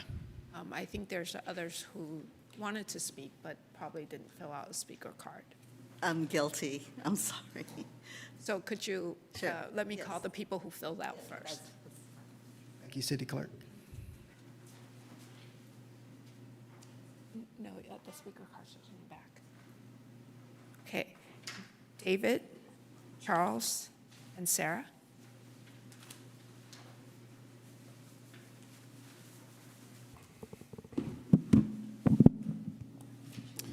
Good evening. My name is David Nussbaum. I'm here representing Belmont Village Senior Living, located at 1100 San Pablo Avenue here in Albany. We just learned about this proposal this weekend, so apologies for not being involved in the process earlier and providing you with our comments. But we heard about it and we wanted to be here and let you know about our community and just understand kind of what we do and what the difference is between us and residential, typical residential rental property. We did see, and we're trying to figure out, I guess, if this applies to us or not. And we haven't had time to figure that out. We did see in the resolution that there's an exemption for student housing that's located on property that's either owned or leased by the State University. We are on property that we lease from UC Berkeley. We have an affiliation agreement with UC Berkeley, and we have many of their emeriti and retired staff members living with us. But more importantly, we're very different from typical residential rental building. We're a residential care facility for the elderly. And we're licensed, sometimes called an RCFE. And we're licensed to provide assisted living and memory care services to elderly residents throughout our community. The majority of our revenue is not attributable to rent, but is really attributable to services. A typical residential rental building may have a handful of employees, may have none at all. We have 178 employees at our Belmont Village community here in Albany. We provide 3 meals a day. We provide laundry services, housekeeping services, transportation, activities, and a wide range of personal care services by licensed nurses and caregivers. We're also highly regulated by the Department of Social Services. So our revenues in large part go to providing these services and to paying for this staff that provides these services. Because we're predominantly focused on services, we don't have lease agreements with our residents. We have resident service agreements, and those agreements are treated differently under state law than typical lease agreements are. So in summary, since so much of our gross revenue is attributable to services that we provide to our elderly residents and not to traditional residential rent, and since we don't enter into lease agreements or rental agreements with our residents, we believe we're a totally different business model than a typical residential rental, and don't believe it would be equitable or appropriate to apply this proposed tax to our use. And we ask that you consider these significant differences and carve out a specific exemption for our use. Thank you for your time and consideration. Thank you for your comment.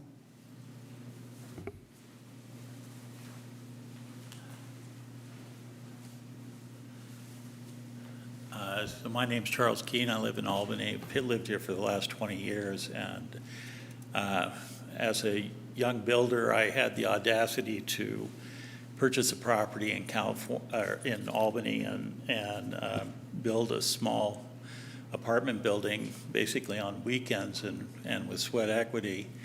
And that has become my retirement. And this tax is on gross receipts.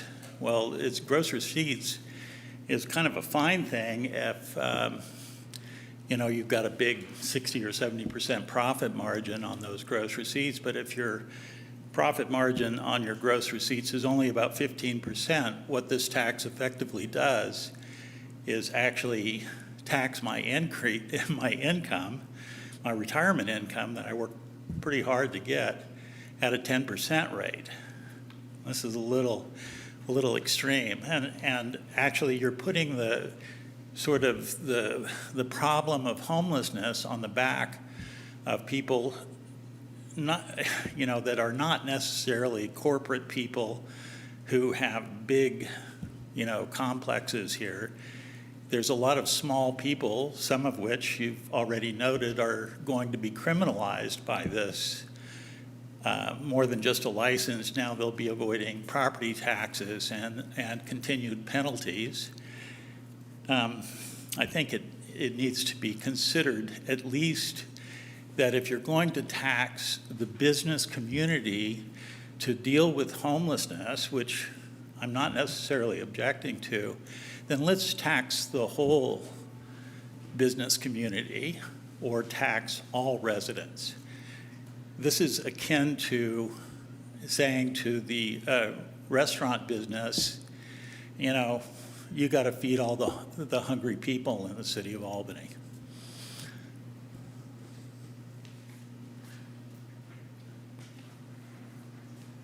Thank you for your comment.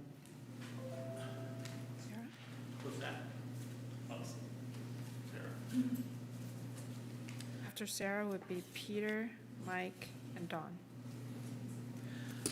Okay, complex issue, another complex issue, how to keep people in the homes they've already been living in.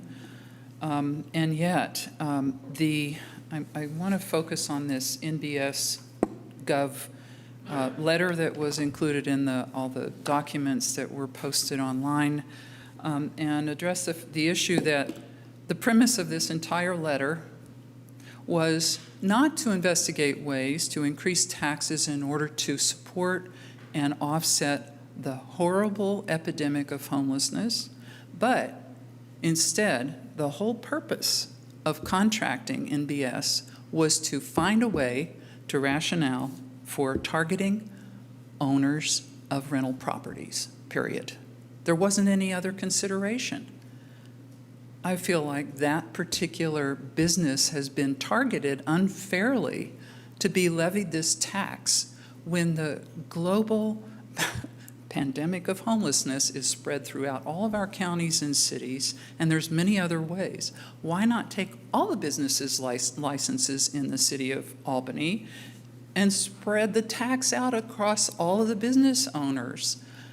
There's an implication that because somebody owns a piece of property, they're somehow therefore responsible for somebody being on the street, or somehow owe that person on the street. And I'm going to tell you something, actually, Mr. Lopez, the implication that you made earlier that people who own property or who are objecting to the volume of money that's being spent and wanting to look at the cost effectiveness of it have never understood or have never experienced homelessness themselves is wrong. You're wrong about that. It's not true. I've had hard times in my life, and I've worked hard to get where I am now. I've been a member of the citizenry of Albany for 35 years, and I've worked my way up to where I am. The housing that I provide for people who pay me rent, we pay fair rents. We keep them below market rates. We help people who are having a hard time paying rent. We don't raise rents for elderly people, for example, that are in our building. We just don't do it. We have a relationship with them, and we want them to stay where they are because they're good tenants. So this tax is punitive. It is burdened with implicit bias against homeowners and property owners. I have 100 other. The other thing I wanted to show you is that my personal tax bill has 11 property tax assessments based on City of Albany hitting homeowners over and over again. You go to the same well every time money's needed by the city. And it's simply unfair. And what's going to happen is that elderly citizens of Albany are going to be run out of their homes because they won't be able to pay their taxes. Thank you for your comment. Peter?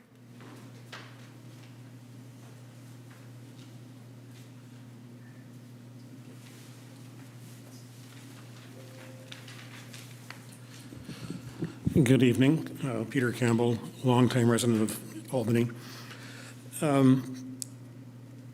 My understanding, the way the ordinance is written right now, is that it can only be removed by a vote of the citizens of Albany, the residents of Albany. And so there's no definite time limit on that. So during the ad hoc committee meetings, when the ad hoc committee invited the Albany property rights advocates to come and discuss this issue, it was explained to us that the entire business license system is going to be revamped in the next few years. And it would seem to me that if the whole business license system is going to be revamped, and there's no way to remove this particular item other than by a vote of the people, there's a problem there. So I would recommend that you I would strongly recommend that you put a sunset clause in this measure, assuming it's going to be passed this evening for a vote of the public. Urge you to put in a sunset clause of maybe 4 years from now or something, so that you won't have that difficulty of having this in place while you still revamp everything else, probably including this particular item. So I urge you to consider that. Thank you very much. Thank you for your comment.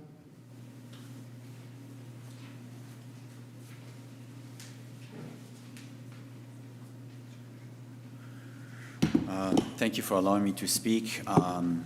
This is a continuation of my what I spoke about last time at the council meeting. I want to examine the actions of council members Tiedemann and Jordan with a critical eye that exposes the stark realities and manipulation of our local governance. First, we met with Aaron Tiedemann. He clearly stated in our meeting that he has no specific data to support that there are any significant major issues with evictions in Albany. You've stated that, and we've captured it.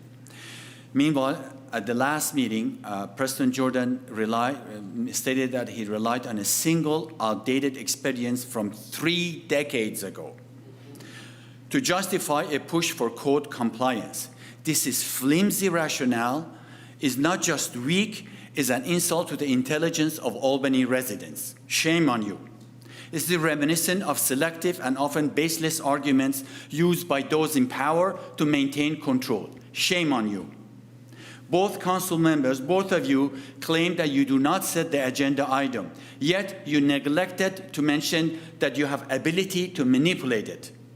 By feigning urgency, you can add the action item to the end of the agenda and speaking at length during that night, ensuring that it discussed late at night, 11 p.m., where most residents are asleep. This strategy is a clear subversion of democratic principles. Your elected officials understand what this means. This is designed to minimize public participation and scrutiny. You're not fooling anybody here. It's a tactic that shines light on the ways in which powers operate behind closed doors, away from eye of the people. Shame on you. Tiedemann and Jordan, both of you engaged with the housing, did not engage with housing providers who bear the brunt of the tax before commissioning the consultant. This preemptive move ensures the measure's momentum, allowing you to rubber stamp it in subsequent meetings, including this one. Shame on you. This is not just a manipulation of the electorate, it is a betrayal of the public trust. Shame on you.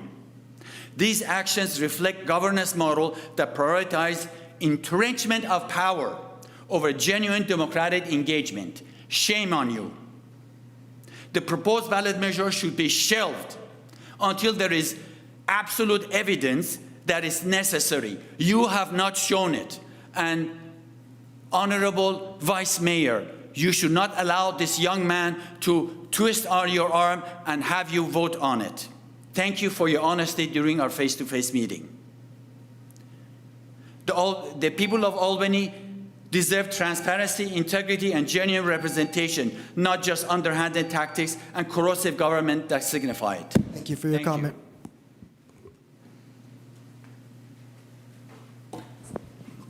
Hi, Don Kawamoto, Albany resident and landlord. And I want you to know, I have a simple question to ask all of you council members. Is this equitable? Is this ballot measure you're proposing equitable? It seems to be only penalizing residential rental owners. And it's, to me, very unfair that we're being targeted. My husband, he was homeless as a youth. So yes, I have a soft spot for people who are homeless because he actually was homeless, and he's taught me how you should always look at someone in the face when they're homeless and don't pretend they don't exist. So I've learned from that. My niece, she was on Section 8 housing. And so I ask you, as you look for ways to increase housing for low-income people or people who are about to be homeless, why not encourage residential landlords to look at doing Section 8 housing, offer them incentives, offer them a discount on their property tax? I mean, that's up to Alameda County, but offer them something to encourage them to do Section 8 housing.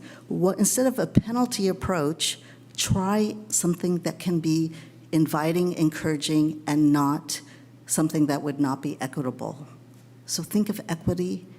I've faced non-equitable situations, as I'm sure Mr. Lopez has, and I ask you, be equitable. Thank you. Thank you for your comment. Please, no clapping.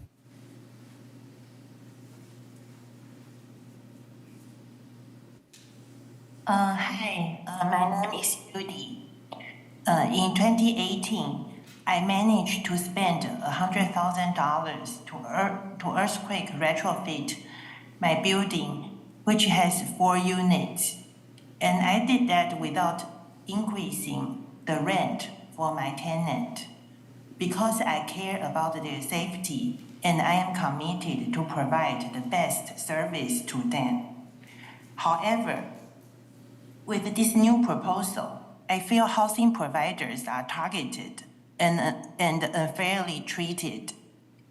If this inequitable proposal targeting only housing providers is put on November ballot, I will notify my tenants that due to City Council Tiedemann and Jordan's proposal, I have no choice but to raise their rent if it passes. After all, your proposal will not help renters, will not help housing providers. It will be a waste of all our time.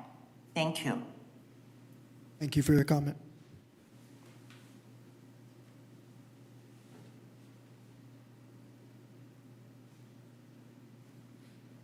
Good evening, council members. My name is Saya Faraktala.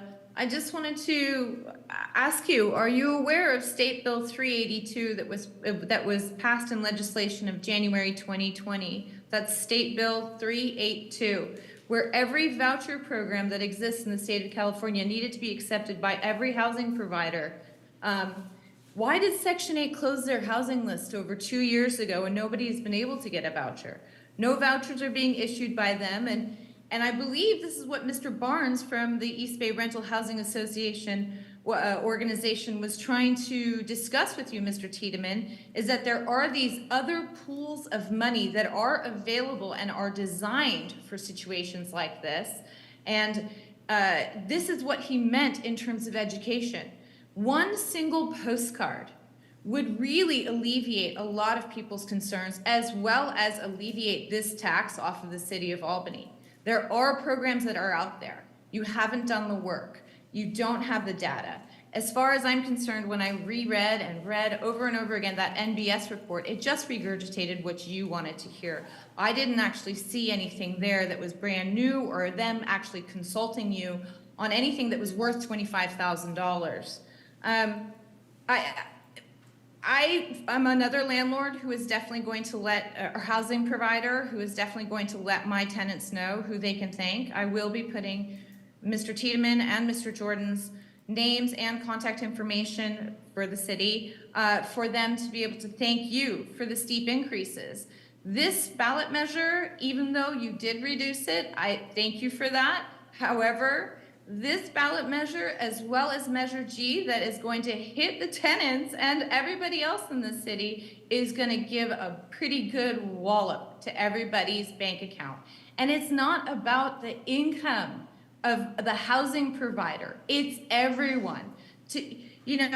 We are being taxed out, taxed out of the stratosphere. The only people who are going to be able to afford Albany are the corporate elites who are moving in from Menlo Park and the Peninsula, and the BlackRocks, and the Vanguards, and the Larry Finks. Those are the only people that anything's going to be affordable to. I don't think homelessness is solely the problem of the landlord. I do believe that there is a little bit of ideology of self-enrichment through the exploitation of homelessness. I don't feel that you have the Albany-specific data. I just don't think you have it. And you've not presented it to us. How many eviction filings? Why have people moved out of state? What is going on? And I don't see the clock running out. Does anyone hear me? Hey, thanks for your comment. You're just about at 3 minutes. Okay, thank you. Thank you. Oh, I'm sorry. Can I just finish out my 3 minutes, please? Go for it. Thank you. So I just wanted to say, look, if I tried to pass this grossly oppressive and unfair terms in the form of an increase, if I tried to pass this type of an increase onto any one of my tenants, I can guarantee you that I would have revolt, unionization, and lawsuits spanning over 60 years over unfair increases. I just think it's unconscionable that you don't have Albany-specific data. And by the way, the NBS updated numbers of $25.99 being the national average, as of tonight, I guarantee you Craigslist and any available unit in Albany is going to be $25.99, whereas before, everyone was hovering at around $2,200, $2,300, $1,850. Nobody was, like, everyone's too afraid to jump over each other. You're creating the national average to happen here in Albany. Thank That you. updated Thank you for schedule your is- thank you for your comment. Thank you.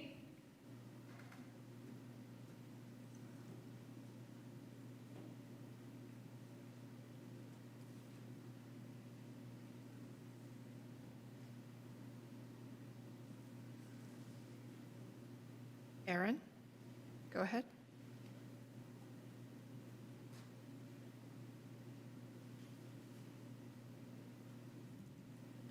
Hello, can you hear me? Yes.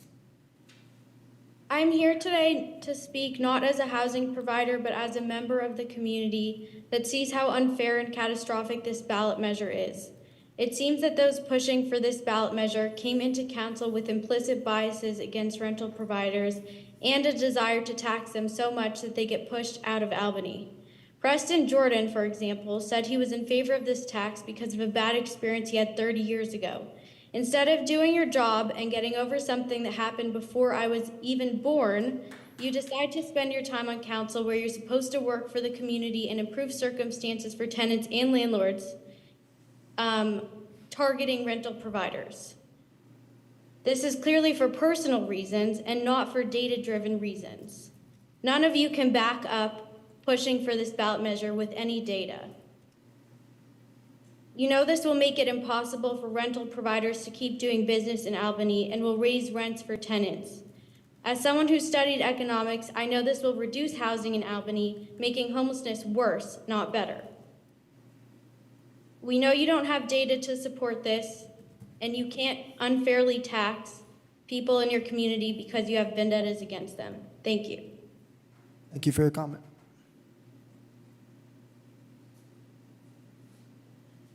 All right, that concludes public comment. Thank you, everybody. There was a question in the beginning, and I'll direct this to the city manager. Would this be applicable to the Belmont Village, which is, I think, technically a licensee on UCE property? I will go ahead and address that. We've been talking internally. The exemptions that relate to university housing are for housing for students or faculty or staff employed by the university, or housing that is affordable. So if there is a desire to carve out assisted living facilities, we could do so, and we have some language, but it would not cover, nor would we recommend it covering the independent living portion of those type of facilities. Thank you. And then before I direct back to council, I just want to state for clarification a comment that was made that, and I do want to apologize to anyone in the audience who might have felt attacked or felt that I was taking a jab. When I made my comment earlier that I don't fully expect everyone to grasp the nuances of being unsheltered. Trust me, that was no jab at any folks in particular, nor an implication that people who own homes don't understand that. And so I just want to take that moment to apologize to anyone who does feel like they might have been attacked, and my apologies it came off that way. Council, any comments, discussion?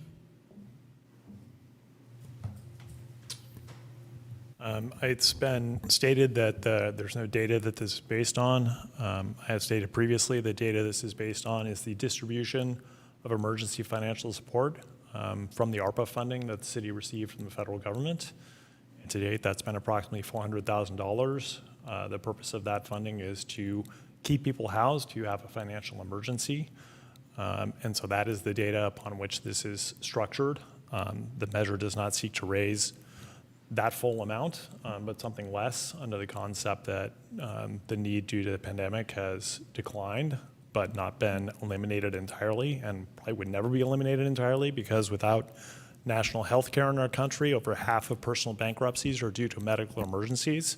And so if you can bridge somebody across that and keep them housed, then they will stay housed. So that's the data upon which that part of the program is based. I will reiterate again that the mayor sets the agenda. Councilmember Tiedemann and I do not set the agenda. We're not a part of that process. So where the item ended up on any particular agenda was not under our control. The proposed measure is not a voucher program. It is specifically a program to keep people housed who have a sudden financial emergency, which the ARPA funds have been doing. As far as code compliance, I shared my wife's experience because that is my personal experience, and I don't want to share other people's anecdotes, but I've heard anecdotes periodically the entire time I've been living here about rather horrible conditions. I'm not saying that they are uniform throughout the city, but we don't have data because we don't have a code enforcement program. So if there's a code enforcement program and it finds no violations, then we will then have data, and we will know that those anecdotes are 1 out of 1,000, not 1 out of 100 or 1 out of 10. Regarding NBS, it was tasked by the council via the staff to look only at the structure that it looked at. So again, that's, I would say, on the council, not on NBS. As far as revamping the business license tax for all businesses, that is in the offing, but we don't have the data to do that yet. The reason that I think Councilmember Tiedemann brought this forward now is because we want to not have a gap in the funding for this emergency financial support program to keep tenants housed. And the reason the tax is proposed to be on rental providers is because they are going to get most of the revenue back. Because otherwise the tenants, if they cannot pay the rent, they will leave. They will have to leave the property, and then you will have a gap in tenancy.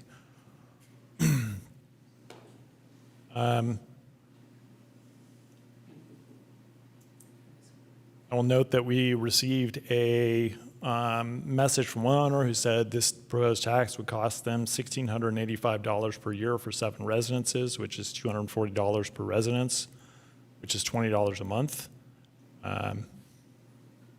You can judge that as you see fit. It's been mentioned that Measure G has increased the tax rate. I think it's useful to put some information out there. I ran the campaign for Measure G. I actually thought that Measure B, which it was replacing, was like the city taxes and that it was a tax on each residence in the city. The tax under Measure B would have been $505 in the coming year. Any residence that was 900 square feet or less would have gotten a tax cut from Measure G. I did not realize that it was a tax per property. Partway through the campaign, I looked at a property tax bill for one of the apartment buildings in Albany, and I realized the entire apartment building, the owner of the entire apartment building was paying the same tax as the owner of a house, which is not like the city's taxes are. So I apologize. But on the other hand, I would say that rental providers have been paying less than their fair share of school taxes for that reason. So if you have a apartment building with 5 to 10 residences, it has been only paying 1/10 per residence what people who have houses have been paying, or condominiums for that matter. I think I'll leave it there. Thank you, Councilmember Jordan. I agree with a lot of your points, and thank you for running through them. I'll add just a brief couple of, one of our commenters mentioned Section 8, and that the list for that had closed. I will say the list for that periodically closes because the list is overfull, that there is a very long waiting list for Section 8 and for other resources like it because the federal government has been underinvesting in housing for decades. There is not enough Section 8 to deal with the problem. It is one of the best resources, but it is simply not up to the task, like many of our other ways of responding to the crisis. We just had a presentation earlier in the evening from Inside Housing, which I think highlights that this is not, as it's sometimes been characterized, putting the entirety of homeless response or the housing crisis on one group. It is one small part of that. As Councilmember Jordan characterized it, this is essentially instituting an insurance program that is the vast majority of this money going back to the people who pay the tax, the property owners, because it is paying the rent of tenants who would otherwise lose their housing. And like we mentioned earlier, that is the preventative part. It is not dealing with everything about homelessness. It's not dealing with everything about the housing crisis. It can't. It's too small for that, especially after we reduce the tax.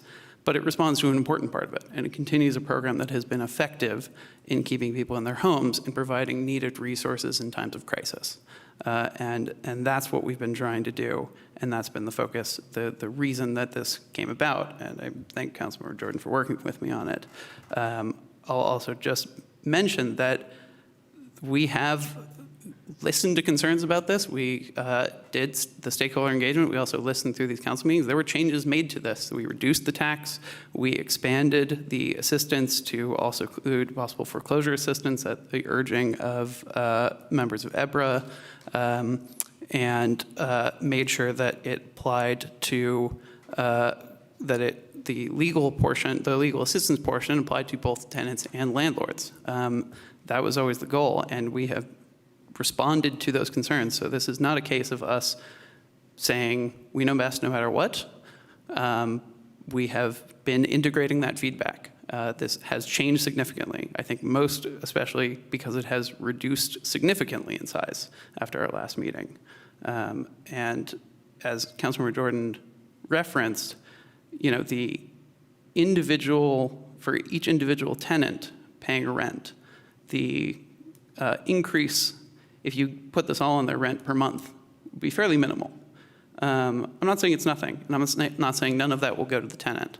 I know that it will, especially in a constrained system, but it is nowhere near the amounts it could be, seeing as the maximum amount you can increase your rent under 1482 for covered units in the state of California is 10%.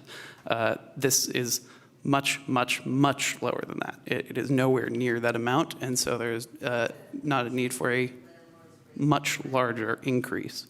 That is how it was designed, and that was the intention. Thank you. Thank you.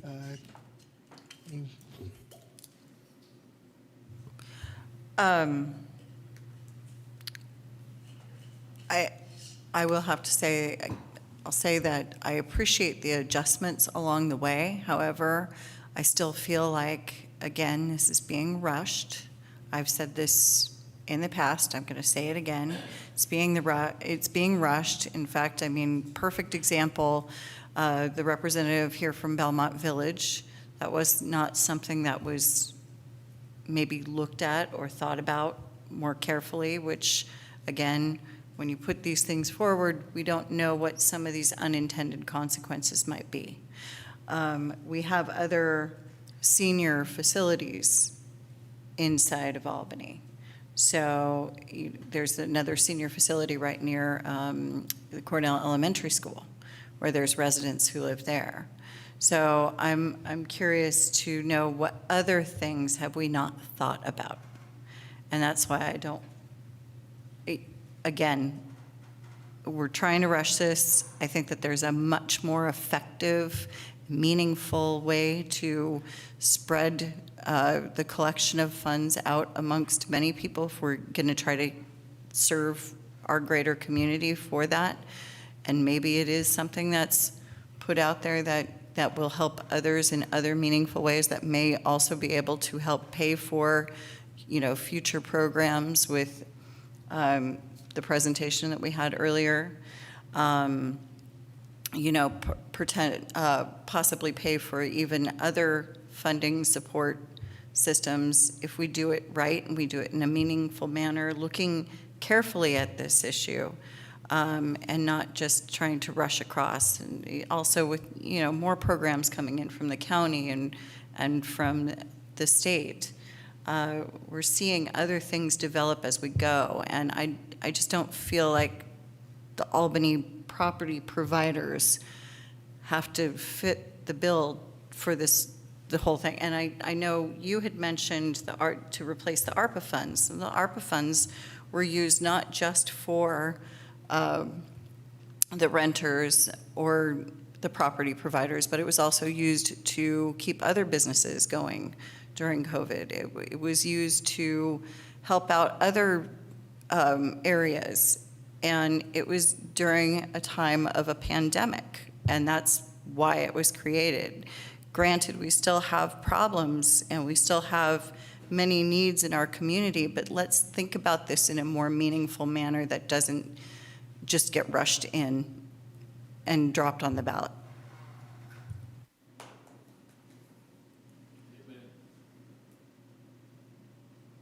Any other comment, discussion, council? I'll ask the city attorney, you mentioned that there was some language that you had that could address the issue that was discussed earlier. I wonder if you could walk us through that. Yes, if the council so desired, we could add another exemption. It would be under section 5-2.3.5, subsection D. I propose that it would be new section 6 and making section 6(7). The new section would say state license, would exempt state license, residential care, nursing care, assisted living, or similar facility for those residents that are provided medical/nursing care, along with occupancy at the facility. This does not include independent living at these facilities. I also want to point out that the existing section 6 allows the council to add additional exemptions that the council may adopt from time to time by resolution or ordinance, and the council may also by resolution or ordinance reverse or amend any such additional exemptions at such time. So if the council wanted to defer this particular issue, it could do so, and if this was passed, could adopt additional exemptions by resolution. Thank you for that detail. So would that exempt Belmont Village or not? City attorney? At least from what I saw on Beaumont Village, they do have some independent care or independent living, and then they have assisted living, and then they have more significant nursing care facilities. So it depends on which portion. I think the independent living portion, from what I read, would be taxed, but assisted living and the dementia care units would not be taxed.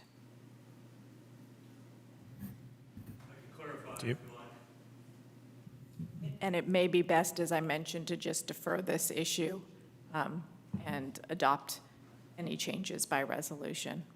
Because once it's in the language and if it was approved, you won't be able to touch that portion without voter approval.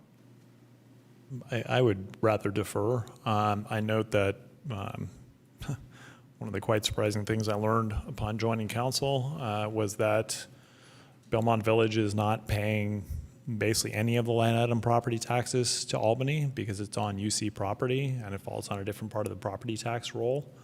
And I also learned that about 1 out of 10 calls for service from our fire department is from Belmont Village. So it's not paying our taxes and it's using a huge amount of our services.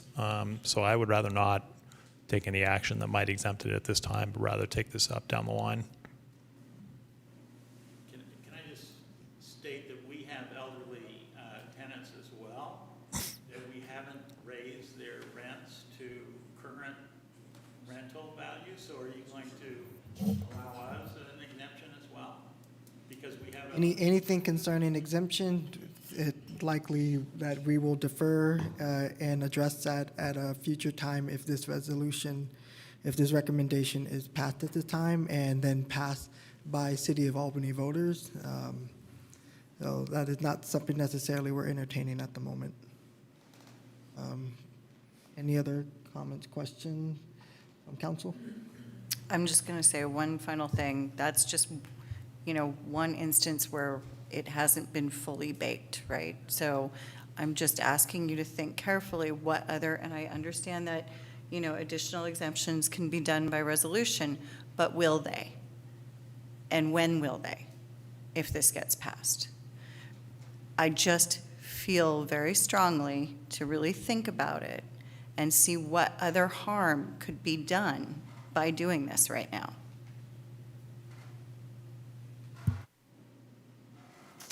I appreciate the concern, the discussion. I think the clause that allows the exemptions or changes to be made is a smart move to address some of this. And my time on this council has shown me that this is a council that follows up on things more than I think some others, and has the wherewithal to get into the sticky issues, like I think we've done through this discussion. And I think we will have the ability and wherewithal to have that discussion via those resolutions if we choose to add any additional exemptions in the future. With that, if we're entertaining a motion. Well, sorry. If this is placed on the ballot, there's 3 seats up. It may not be us. It may be different people who may not even think about this. So. Sure, and I tried to be careful to say not us particularly, but this council in the time that I have been on it or the time that I've observed it before this, I have confidence that regardless of who's elected in the coming election, that it will continue to be a council that is able to discuss these things and have actually good discussions about them. With that, I will move Resolution 2024-63. Second.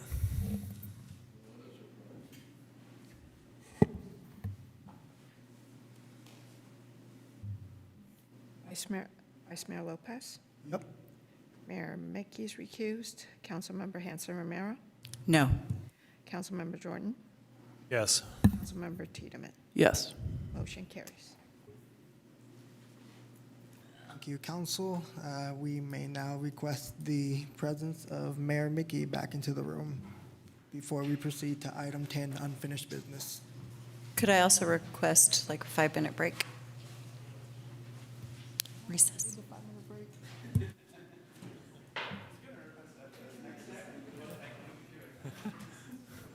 Do I have the authority to do that?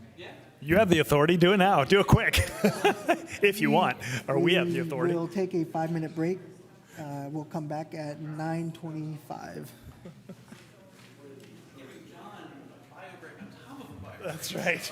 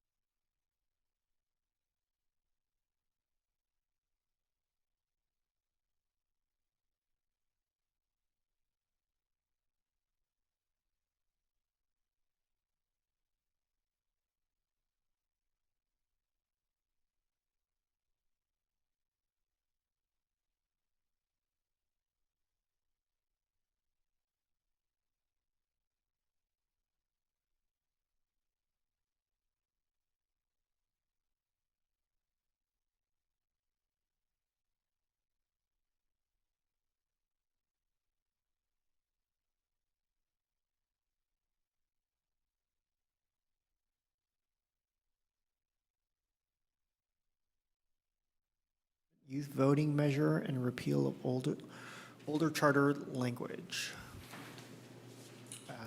Thank you, Mayor. I'll give a brief staff report. You had requested that we bring back a charter amendment. The charter amendment that's proposed before you would reduce the voting age of Albany residents entitled to vote in both municipal and school district elections from 18 years of age to 16 years of age. It would allow youth voters to vote for municipal and school district officers as well as ballot measures. It would not permit them to be elected as city or school district officers. In addition, we've also proposed some language to clean up the charter that would delete old language that relates to elections for the city attorney, city judge, and city police chief. None of those are elected offices. Because we do not know the exact cost of what it would cost to have this on the ballot in the future, or at least to have youth voters vote on future ballot measures, we have included language that requires the council and the Board of Education to actually affirmatively vote to do this should it pass. So the charter amendment would have to pass, and then individually the council and individually the Board of Education would need to vote to authorize this, finding that it would be cost-effective and logistically feasible in order to extend the voting to 16 and 17-year-olds. Happy to answer any questions. And if there are questions about the fiscal considerations, I will probably defer those to Councilmember Jordan. Looking to council members for questions. I do have questions as far as how much is this going to cost? Yeah, okay. So people want the full details, they can reference the financial section of the staff report. But the software that the county is currently contracted to be developed, it's an extension of existing software. The cost was $113,000. We don't know what the MOU, well, I don't know what the MOU between the county and Berkeley and Oakland looks like for this issue at this point. But an analogy is the MOU between the county and the cities that use ranked choice voting. And in that case, the cost, that kind of fixed cost is a portion based on a percentage of registered voters in each jurisdiction. So Albany, if you put Albany together with Berkeley and Oakland, we have about 3 to 4% of the registered voters. So we'd be paying 3 to 4% of that $113,000. Certainly we wouldn't be paying a lot of it because those other cities are also going to, or school districts are also going to be using it. The cost per election, the registrar has said in Board of Supervisors meetings that the office would treat the vote by 16 and 17-year-olds as essentially a special election, so a separate election, and they would sum the results. And the import of that is that they would charge the cost of a special election, which is approximately $19, $20 per voter. And so say there were 300 voters of that age in Albany that registered, it's per registered voter, not registered voter that shows up. And that would be around $6,000. That would be split if the Board of Education and the council both lower the voting age. That would be split between the two agencies. So that'd be about $3,000, and that would be once every 2 years. So on an annual basis, it'd be about $1,500.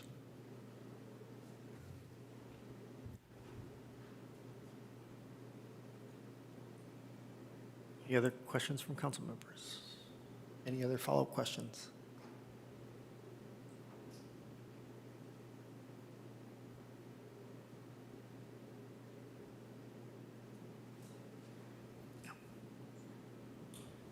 I'll open it up for public comments. Anyone in the room would like to make public comments?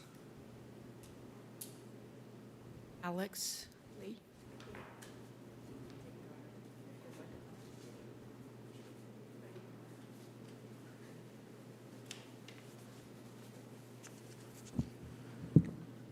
I don't remember the exact phrase, but I'm kind of late to this discussion. I wasn't here during the discussion at the last meeting.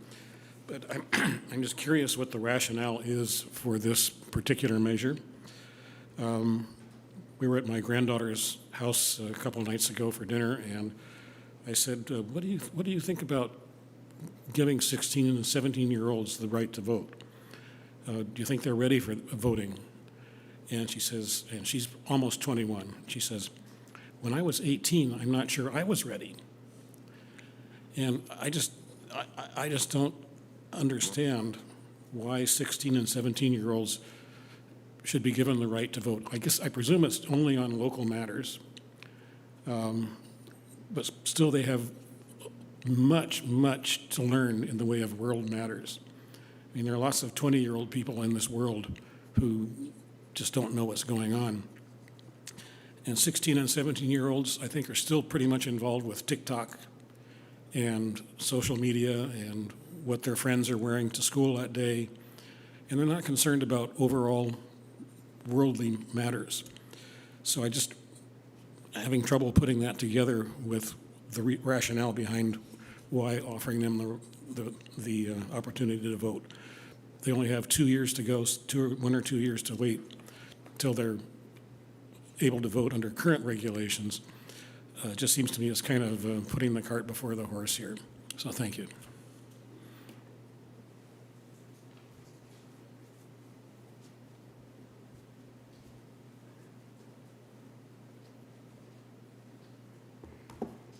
Thank you. So I hope we can all agree that the right to vote is to be granted to all those who are able for one reason only, and that is you're a member of this community. The cognitive science says that 16 and 17-year-olds are ready to vote, that they have the requisite maturity and such. Albany teachers agree, as from their experience dealing directly with students in the classroom every single day. I graduated from Albany High School this past June, but while I was a student there not long ago, I worked on annual voter registration drives and voter education presentations given during the lead up to the elections. Through that work, I've become familiar with the political awareness, engagement, and thoughtfulness of the group of students I presented with. We were a part of the League of Women Voters, and of the student body at large. From my experience, I can say the intelligence and awareness of this group, the dedication that they have to this city should not be underestimated. I'd like to speak for myself as someone who started serving on a city commission before I was 18, before I was legally able to vote. A group of student commissioners representing every city commission, from climate action to arts to policing, on every city commission with student seats, as well as the students serving on the school board, wrote a letter to this council when this issue was first discussed, and we wrote that, quote, even without the right to vote in city elections, we are already contributing to the city and school policy and to the work of making the city a better place. It follows that we should have a voice in who's elected and who determines the direction of city policy, and I hope the council agrees. Thank you. Thank you for your comments.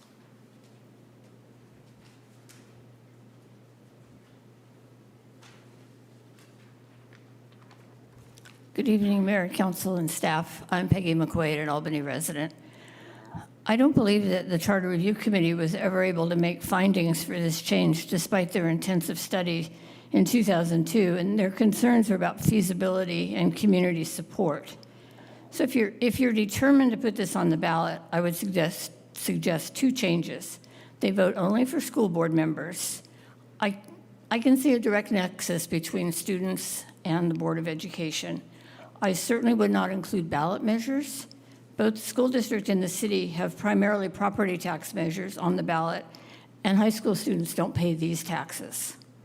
I also suggest this be an advisory measure to learn the community's interest in this proposal. With the exception of a relatively few number of students, I've not seen any groundswell of support for this idea, and waiting would also give you the opportunity to gain more information from Berkeley and Oakland after the upcoming November election. And when we think about items like this, that so few cities are doing it, I think it's important to ask ourselves, why aren't they doing it? And maybe there's a good reason. Thank you. Thank you for your comments. Any online comments? No online comments. I'll bring it back to council for discussion. Yeah, to the question of why the research, and some of it might have been published since the Charter Review Committee looked at this, indicates that in the types of neurologic capacity that matter for making what are called cold decisions, or decisions that are not under time pressure and immediate peer pressure, that there is no significant difference between 16-year-olds and 18-year-olds. There is a substantial difference and a significant difference between 16-year-olds and 14-year-olds. So if 18-year-olds have the vote, then there is no reason, based on neurological research, for 16-year-olds to be precluded from having the vote. In addition, in political science/sociology research has found that people being able to vote before they leave the home in which they grew up makes it much more likely that they will vote in that first election than when they are dealing with all the stresses of having just recently moved out of that home. And that once people vote in one election, they are much more likely to vote in future elections. So this is something that will improve our democracy over the long term in general, should the council choose to put it on the ballot and should the voters choose to pass it. I'll add to that to just agree with Councilmember Jordan that those two issues, or those two reasons, I think are both very convincing in themselves, but having them together I think makes a very compelling case.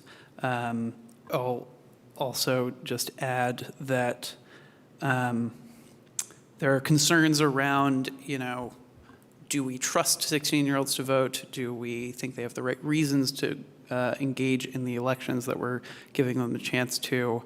And I think we have to take a step back and think that, if we believe in the project of democracy, then we have to give everybody the right to vote in the communities that they reside in. And as Councilmember Jordan has just outlined, making that distinction of who can and cannot based on whether they're 18 or not is arbitrary. The one we're proposing here is not arbitrary.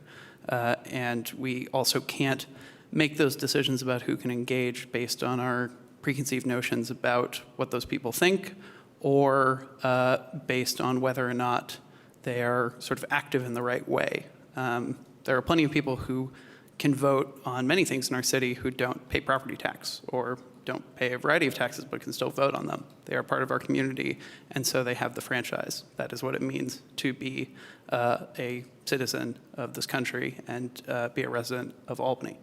And I think this forwards that and takes advantage of the energy that can be there. Like was mentioned by one of our speakers, we already acknowledge that this group has a significant amount to add to our community by being an active part of it, by being on our boards and commissions. We acknowledge that they have the ability to operate a motor vehicle, and I don't really see a contradiction in extending them the ability to say what they would like the community to look like in terms of its politics.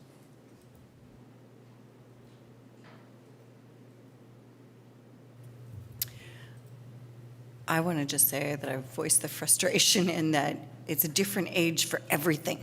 Like, you can't have just one age for all of it.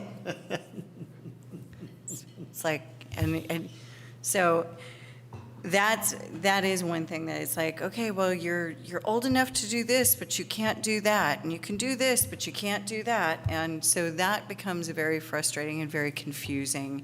And I don't think that, and I'm not even going to just say 16, 17-year-olds. I'm going to say, 50, 60-year-olds. Yes, some of them probably should not be voting, maybe. I don't know. I joked that, I almost feel like people should have to take a proficiency exam before they vote. But I do have while I love having youth involved in government and learning about it and being part of the fabric of it, I still have hesitation on, who's really going to take it seriously, who are going to be the people who just slough it off. I think, our speaker here tonight is an exception, is one of many bright exceptions that we have in our school district.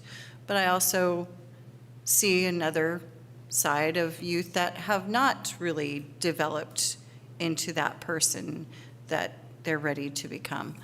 I do have my concerns with, again, also as Peggy mentioned, that voting on certain things, like voting for a school board, or I liked a lot of those ideas. I don't know if it's necessarily having to be everything. I do also very much respect stopping for a second. There's no reason to necessarily rush this for this election. It would be nice to see what happens with the other cities that have adopted this and see what kind of things, let them, they're bigger entities. They've got deeper pocketbooks. They have more resources than we do. Let's not just jump just to keep up with everybody, It's not, we're not trying to keep up with the Joneses here. So I caution, my cautionary tale is just to wait it out. Let's see how it works and, possibly bring it back later.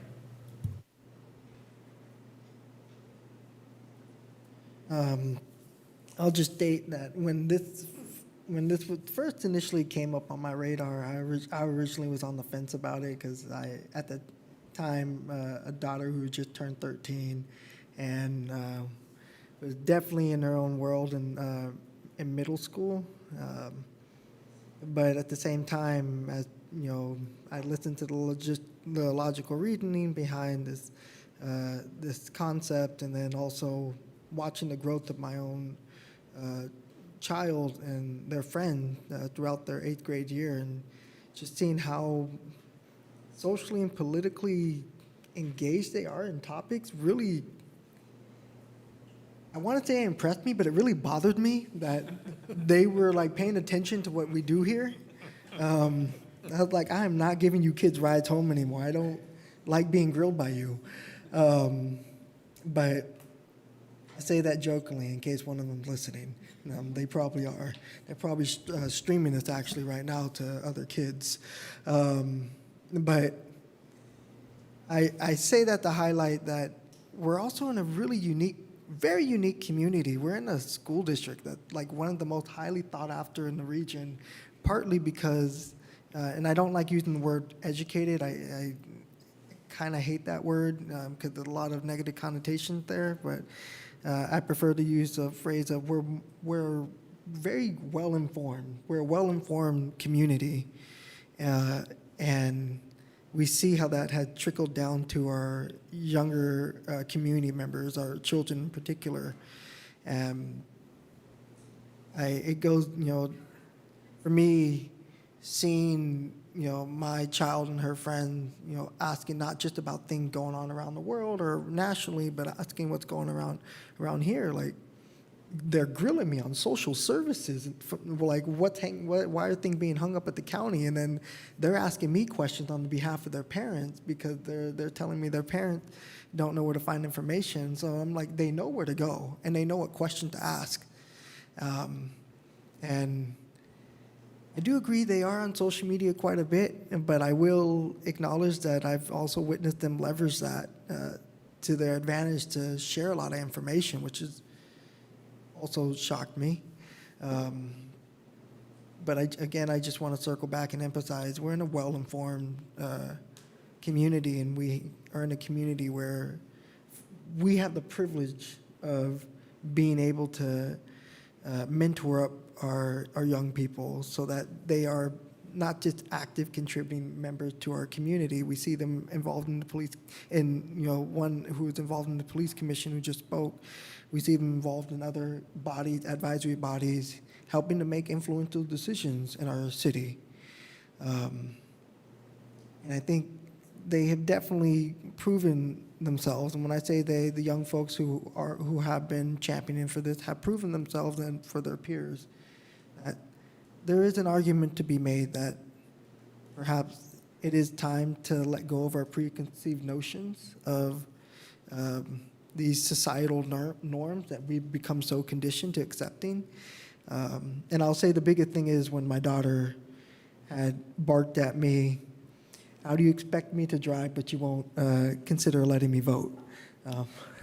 You got me there. If you can get a license, then yes, I'm convinced that if you could prove yourself to have the lives of other people in your hands safely, then maybe you're just good enough to also steer a city in the right direction.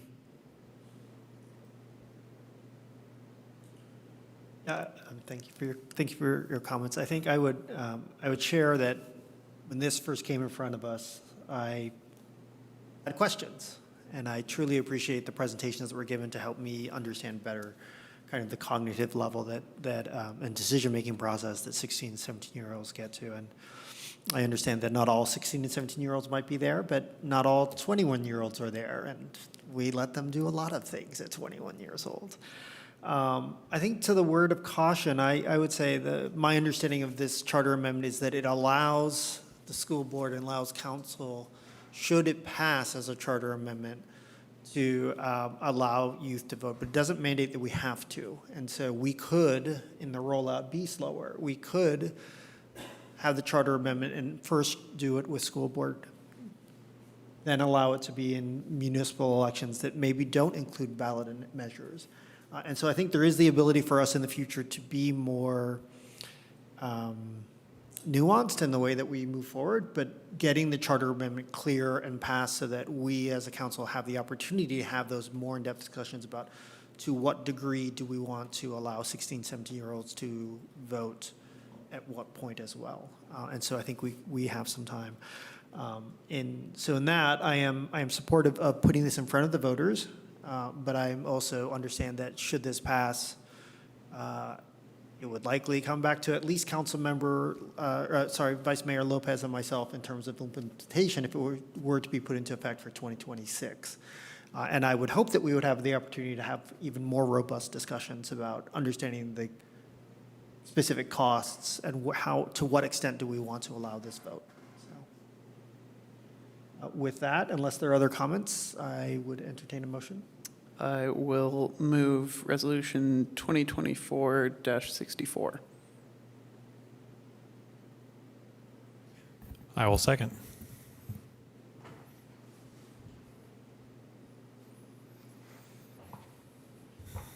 Councilmember Hanson Romero.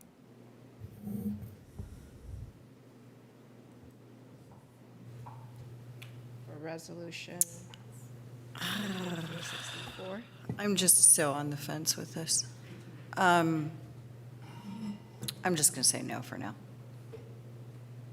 Councilmember Jordan. Yes. Councilmember Tiedemann. Yes. Vice Mayor Lopez. Yep. Mayor Mickey. Yes. Motion carries.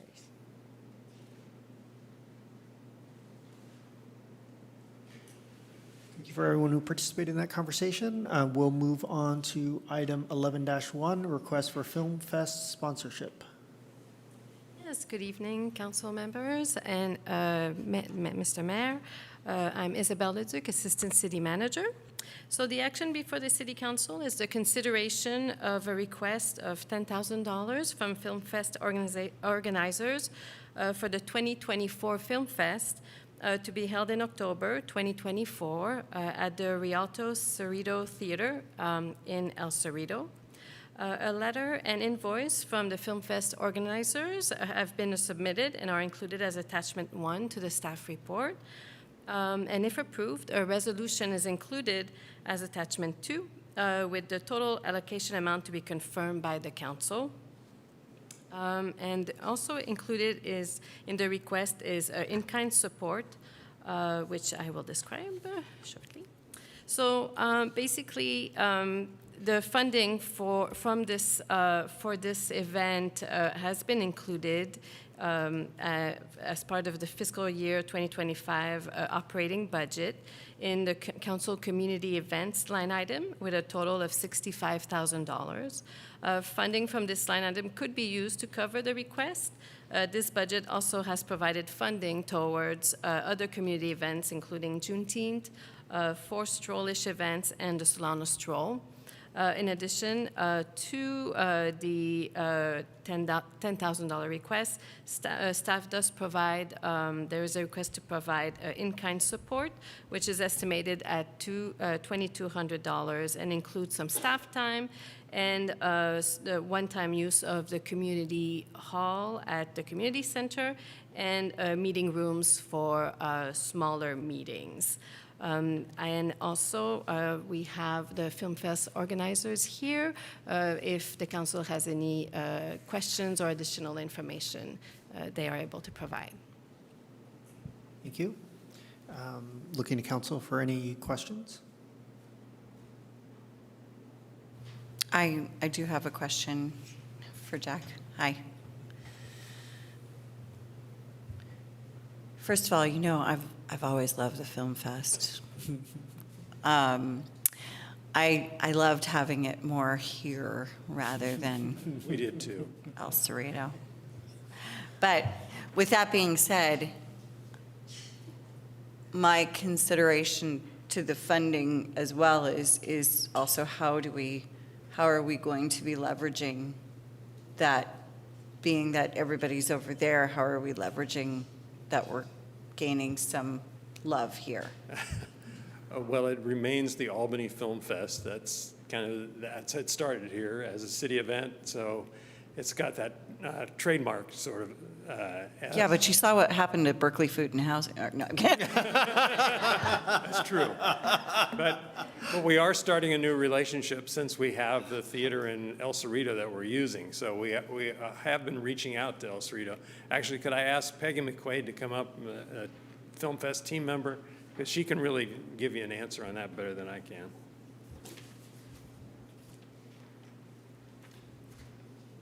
So like Jack said, we have reached out to the city of El Cerrito trying to expand our reach into their city.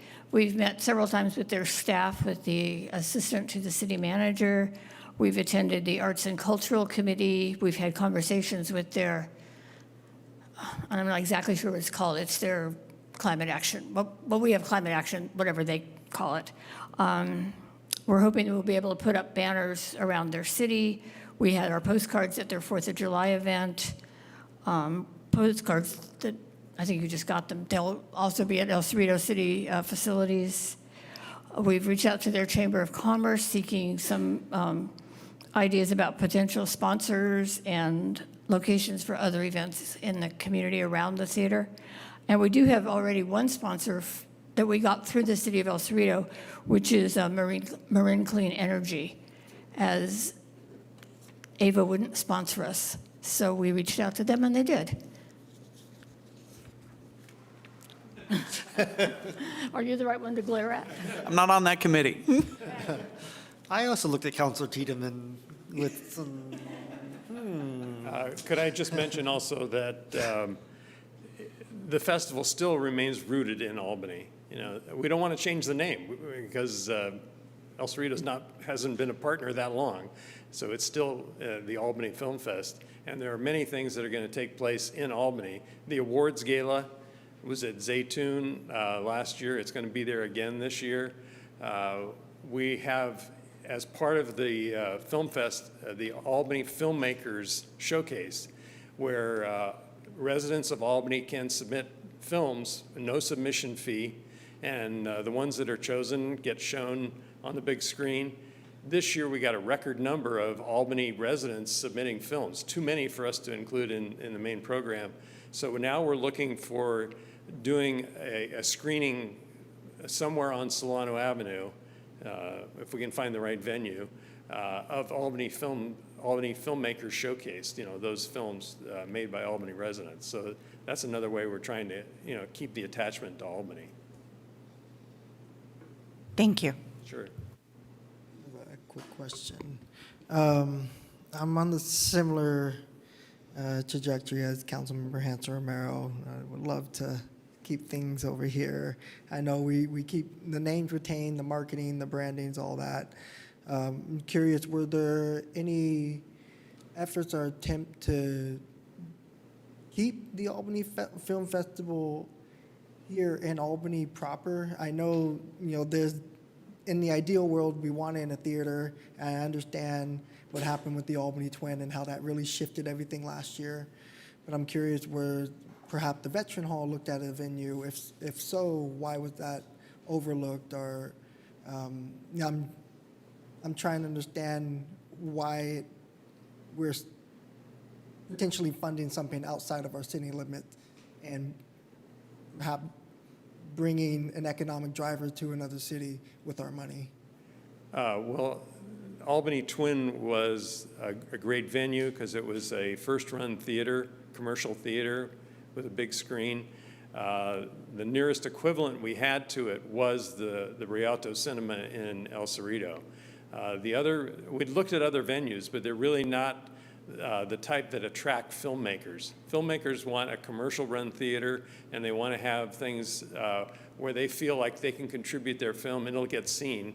And so we look for another commercial first-run theater. If the Albany Twin had somehow been able to stay open, we'd stay there, of course.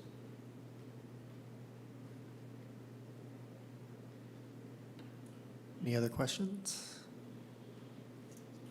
I had a question for staff on the funding. So thank you for the financial consideration section. And so there's, a list of other things that have been funded by this portion of the budget before. And I don't know if the council should approve this $10,000 and there'd be $55,000 left. How does that compare to all the other items that have been funded before and the level they've been funded at? Would that be sufficient to cover them in the way they've been funded before? Or it's easy if this is first, so it's easy to make the choice like, oh, well, of course they're first. So, but I don't want to make that. Yes, the city has typically funded Juneteenth at the same level as the Film Fest for $10,000. And the Solano Stroll has been funded at $25,000 with each strollish event at $5,000 each for a total of $45,000. Okay. I have some recollection that maybe it was with ARPA funding that, and maybe it was joint, that the Solano Stroll was funded at a higher level one year, which I certainly support, and I think I even moved a higher amount than was asked for in recognition of the real financial straits that the SAA was understandably in. But I guess it was $25,000 last year, and so that works out for the organization. Yeah. Yes, that was the amount. Okay. That was approved. Yeah. Yes. Mm-hmm. Down the line, if there should be something else that comes up that would be desirable to go over the $65,000, is it possible to use ARPA funding? Or, because I think the ARPA funding could be used for the Solano Stroll under the economic development idea, so I don't know if that's still something that's possible since we're in that window of time still. We can look into it and see if the funding is available for the Solano Stroll and Strollish events. Mm-hmm. Yeah, I'm not saying I know of anything, but I just don't want to box myself in or a future council this early in the fiscal year. Thank you. You also have your discretionary Yes. fund that can potentially fund requests that may not be foreseen at this time. Thank you. Not seeing any other questions from council, we'll open up for public comment. I'd just like to thank the city for all the support that you've given us over the years and the staff help that we had, especially Jeremy Allen, who's the one man who puts all the programs together that we show at our screening. So thanks so much for all your support. Not seeing any other public comments, I'll open it up for discussion. I'll move that we, what am I moving to? To Resolution 2024-65. Thank you. Seconded. 65. 65. Oh, yeah. Could you specify the amount? Because the resolution for is blank. 10,000. Okay, thank you. And is the second good? Yes. On 10,000. Councilmember Jordan, With thanks to all the volunteers, yes. Councilmember Tiedemann, Yes. Vice Mayor Lopez, Yep. Mayor Mickey, Yes. and Councilmember Hanson Romero. Yes. The motion carries. Thank you, everyone, for participating in that conversation. We'll move on to item 11 dash, it's all good. We'll move on to item 11-2, providing for and setting the rules for filing of written arguments for ballot measures and council subcommittees for preparation of ballot measure arguments on November 5th, 2024 general municipal election. Good evening. I think you summarized it for me already.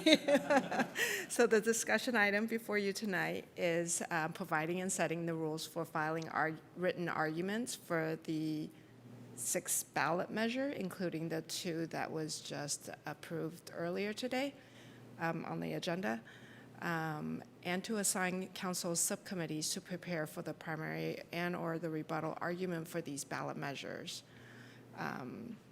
The council has the option of assigning one subcommittee of the council to author multiple arguments, or may wish to assign a variety of different subcommittee of the council to author different argument.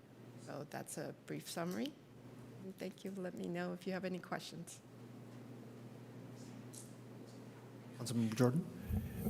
Yeah, I noticed that the ballot questions are included in the resolution as well, 2024-66, as well as they were also included in the resolutions that I understood put the measures on the ballot. I noticed there is a difference in wording between just one. I didn't check them, check them all, but I just want to check which one controls the resolution that we passed earlier or this resolution. The one that you passed earlier. Okay, all right. We would just clean up anything to match the resolutions that were previously adopted. Okay. And I guess, should I move it, I could even include that in the motion. Yeah, that was the only question I had. Not seeing any other questions, I'll open it up for public comment. No public comment in the room. Any public comment online? Not seeing any public comment, I'll open it up for council discussion. So there are 6 measures. Going to try and make this simple. Seeing as I'm seeing nobody hop to it, I'll say that I am willing to write this for any and all of these, and would even have a suggestion of a subcommittee. Oh, I won't surprise that I'm interested in writing as well, or being on the writing team, since I had a hand in bringing all this to the council. One possibility that came to mind was that, and I think of these in my mind, there's the 3 sort of charter modernization measures. One of them or 2 of them regard bonding provisions. One of them regards authority of the council and authority of the city manager. So I'm wondering if the mayor would be interested in participating in writing those, obviously with a partner. I would work on the first 3. That's those 3, I guess. I don't remember what the order. You're still So looking that's at the resolution. 2024-26, 2024-27, 2024-43, I believe are the ones. Are those the 3 you're discussing, mentioning? Yeah, let me look. Yes, which are school bonds, city officer requirement for bonding, and city manager appointing authority. The 3 cleanup measures, as we can call them. Yeah. So maybe we take those, and I'm agnostic on. I know that. Will not be helping with item number 6. I figured as much. I think I knew who's going to own those ones. I know from working with Councilmember Tiedemann that his writing and messaging is better than mine. So I would be keen for the mayor and Councilmember Tiedemann to join on writing those. First 3. First 3, yeah. Then I guess there's the sidewalk.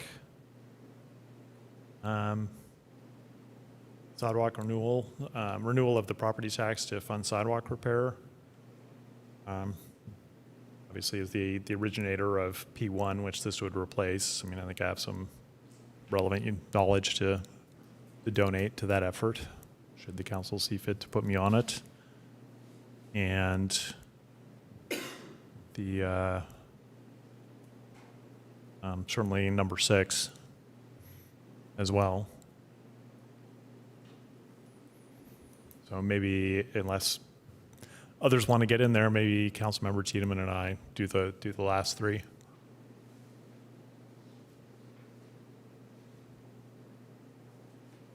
You want to get in on? I'm not trying to cut you out. I'll say I think in a normal situation I'd jump at some of these, but I'm working full time right now teaching at UC Berkeley, and it is whew. I'm expecting to teach a whole nother class in the fall.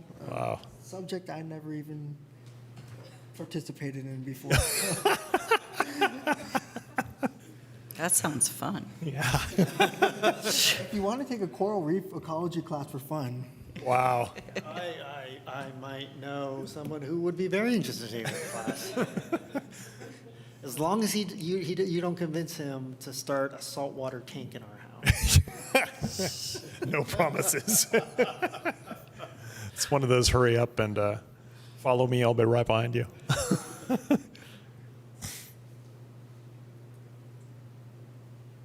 I guess these could be moved separately or together. I don't know what the preference is. You have a preference if we do the ad hoc committee motion separate from the resolution motion? No? Okay. So I move resolution 2024-66 with suggestion to staff to compare the language of the ballot questions in that resolution to the originating resolutions and designate Mayor Mickey and Councilmember Tiedemann as the ad hoc committee for writing the arguments for the first 3 ballot measures as listed in the resolution, and myself and Councilmember Tiedemann as the ad hoc committee for writing the arguments for the other 3 ballot measures. Seconded.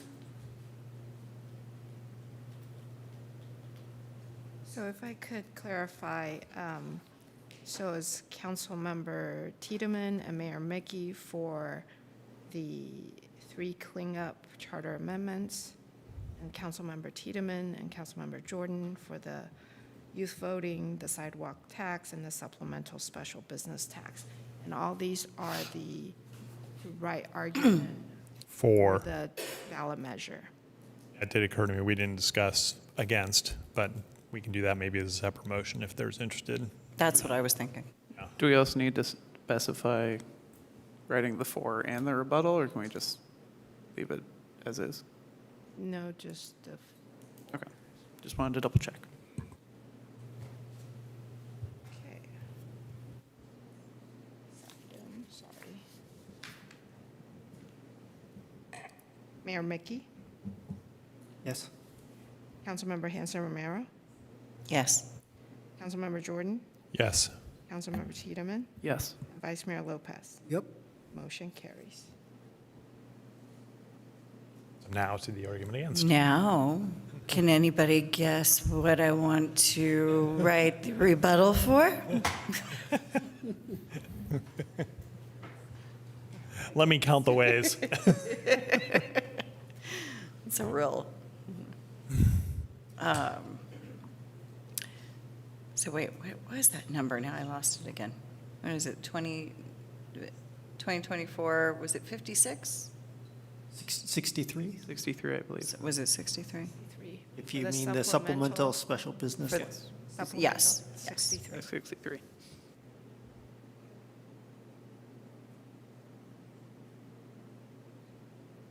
Are you putting that in the form of a motion?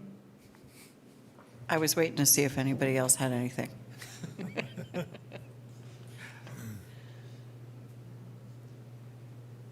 I would join you in writing a rebuttal.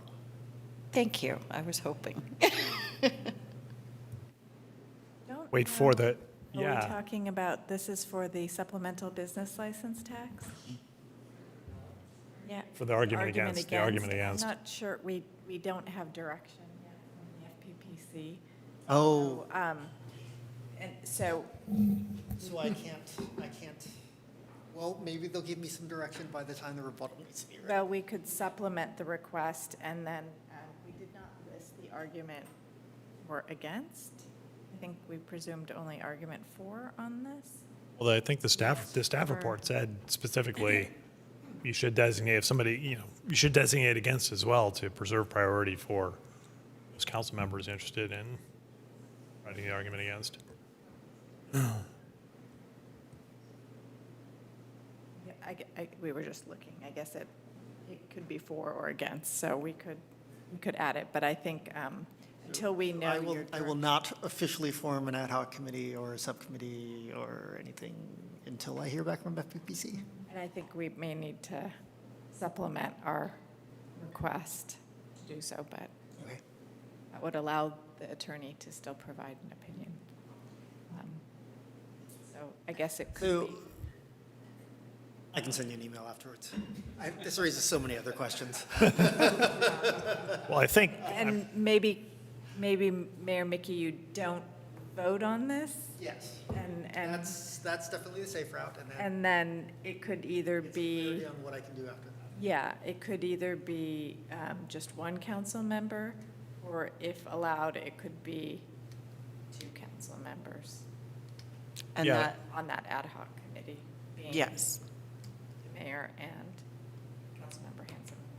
Okay. Yeah, because it doesn't have to be official. I mean, as long as you've reserved the slot, taken priority, then he can join you if he's able to.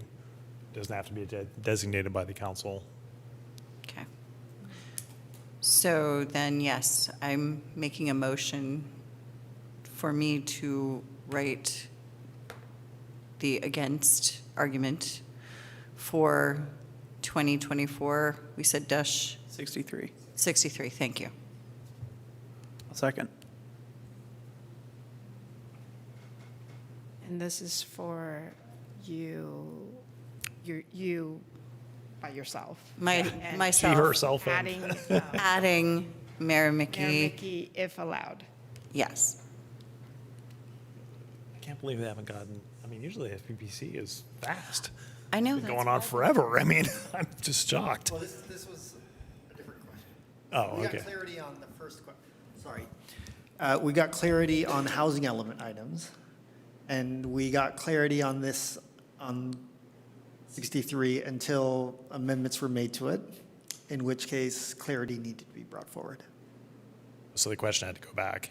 Yes, so when it applied to all rental providers equally and the same, then FPPC gave, That was just our opinion. sorry, our Yeah. opinion was that based on what FPPC had said about the housing element, I was okay. As soon as it became segmented, Segmented meaning different rates for different different. rates, Oh, then interesting.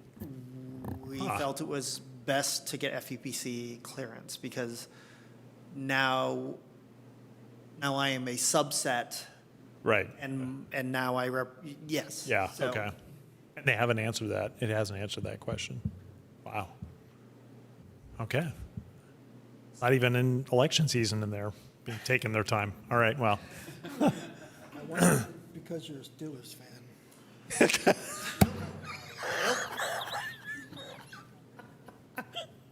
Had to bring it up. Councilmember. All right. Councilmember Hanson Romero. Yes. Councilmember Jordan. Yes, thank you, clerk, for bringing us to order. Councilmember Tiedemann. Yes. Vice Mayor Lopez. Yep. Mayor Mickey. I think the correct response is, I can't remember if it's abstain or Recuse. recuse. I'm a recuse, Recusal. thank you. And the motion carries.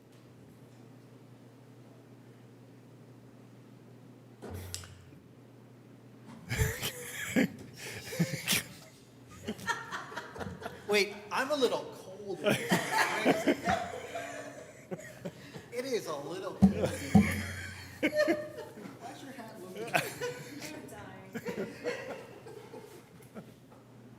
All right, kids, the city manager would like to go home tonight, too. For the next meeting, don't worry. That'll be in September when it starts to get a little cold, yep. Thank you, everyone, for that conversation. We'll move on to item 11-3, amendment number 5 to the employment agreement for city manager services. Thank you, Mayor. What is before you is amendment number 5 to the employment agreement for the city manager, as well as an accompanying update to the salary schedule to reflect the increased salary from the amendment. The amendment that is proposed before you is to increase the base salary of the city manager to $290,723. That would be effective July 1 of 2024. In addition, it would provide for a 4/5 vote of the council to terminate the agreement. As I mentioned, as well as a request for the council to adopt resolution number 2024-67, which amends the employment agreement, is a request to also update the salary schedule to reflect the new salary from the amendment. Happy to answer any questions. Thank you. Any questions from council? Like, I guess I would just ask for anybody who may still be listening to talk about the other provision that it changes, which is the simple majority to 4/5. I don't, maybe you mentioned that and I missed it. I did. I'm sorry. I read it off very quickly. I That apologize. the other request or the other amendment in the agreement is to require a 4/5 vote to terminate the agreement. It currently is just a majority of the council. I obviously need to go home. Not seeing any other questions. We'll open up public comment. No public comment in the room? Any public comment online? Not seeing any public comment. I'll bring it back for council discussion. I just want to say I'm really thrilled and just very thankful to have our city manager. And I think you've been doing a fabulous job trying to keep all of us crazies wrapped together as well as you do. So thank you. I will echo those comments with my thanks to the city manager and move resolution 2024-67. I'll second. Can I clarify that includes the updated salary schedule? So it would move both the resolution and the updated salary schedule. Yes, thank you for clarifying. And I update the second. Councilmember Tiedemann, Yes. Vice Mayor Lopez, Yep. Mayor Mickey, Yes. Councilmember Hanson Romero, Yes. and Mayor Jordan. Yes. Sorry, Councilmember Jordan. That's time for me to go home.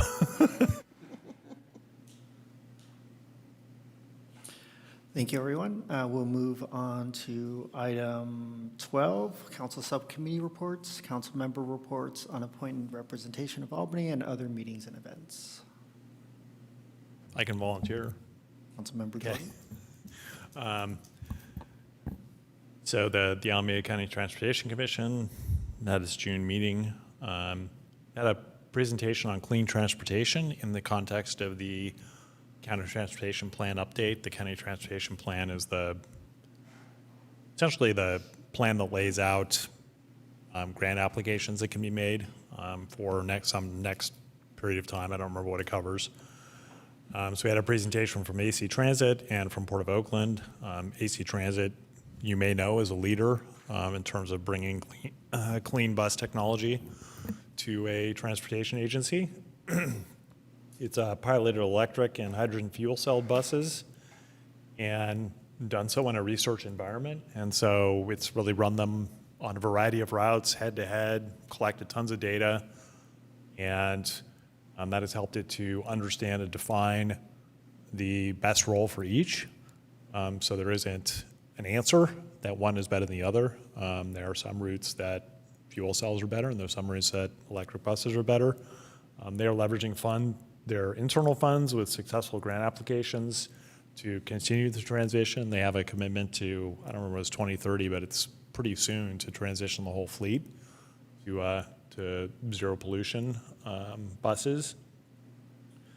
They also are seeking to leverage funding to, or maybe they've secured the funding to build or convert one of their facilities to a zero-emission bus university, they're calling it, which is pretty amazing. One of the features it's going to have is immersive training, meaning they're going to have augmented and virtual reality so that mechanics can learn how to get in and disassemble the part of the engine that they need to disassemble without actually having to get in there and break their knuckles for the first time, as they put it. So save some knuckles in the process. Port of Oakland has inaugurated the country's largest hydrogen fueling station as of a month or two ago. That got to start with funding from the agency, a few $1 million long before I was on it, that was put forward before it was even understood like how this is going to work, and it's attracted hundreds of millions of dollars since then, and also to buy a fleet of hydrogen fuel cell drayage trucks are the trucks that take the cargo, the containerized cargo to and from the port, and then that project then helped make California competitive for a $1.5 billion grant from the federal government for building a hydrogen infrastructure hub in various parts of California. So great success.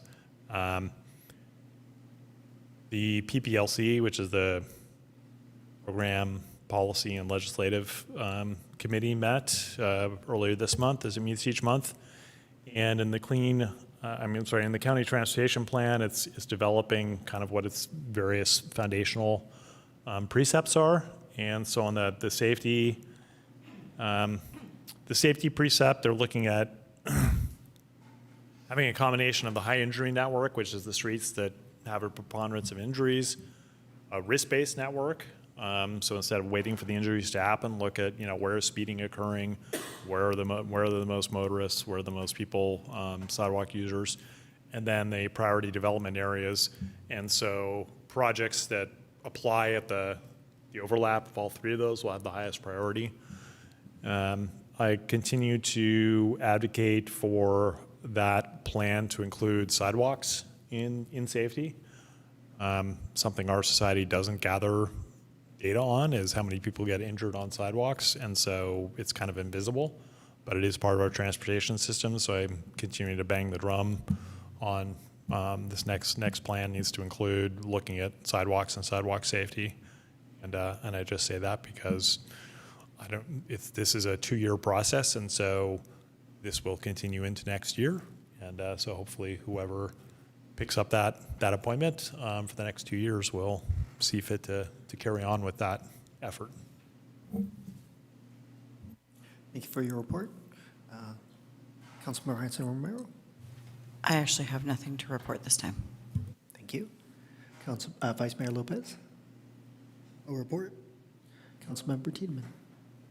I've only got one for the ABAG Legislative Committee, which met earlier this week, or last week. Big news there, we have a state budget, and it cuts a lot less than the governor was originally planning to, which is great, and maintains a lot of funding for transportation and housing, including additional investment in low-income housing tax credits, which is a big source.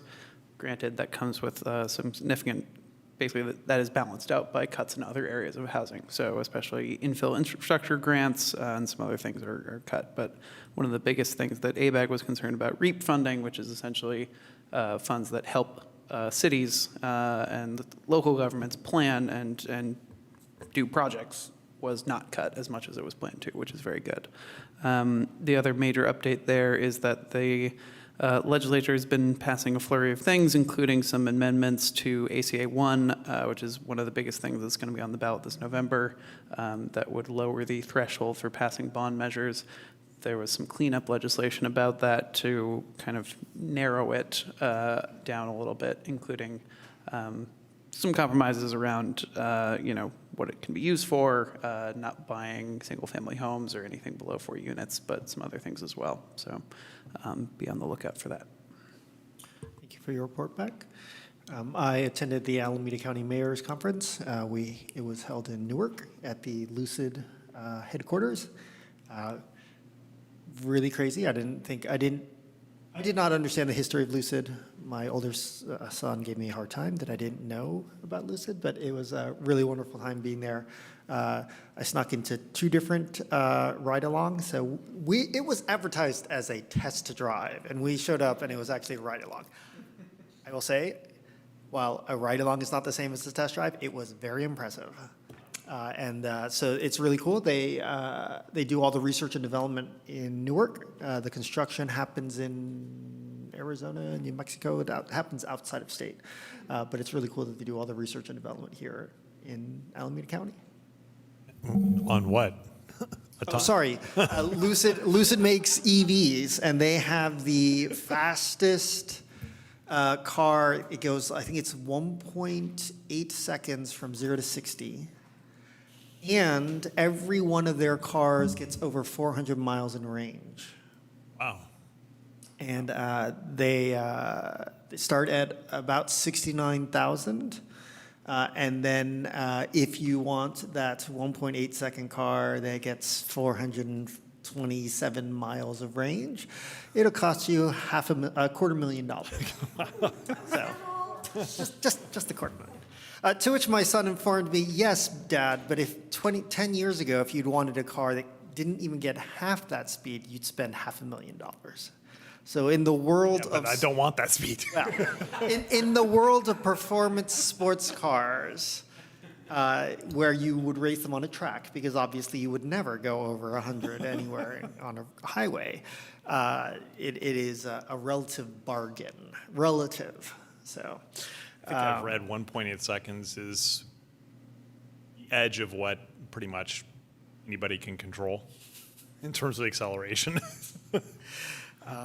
It is interesting on the heels of what you talked about with ACTC and AC Transit is that Gilead is one of the other locations we went to, and they are the ones that make the diesel, hybrid, and hydrogen vehicles for the vast majority of public transit agencies in the United States.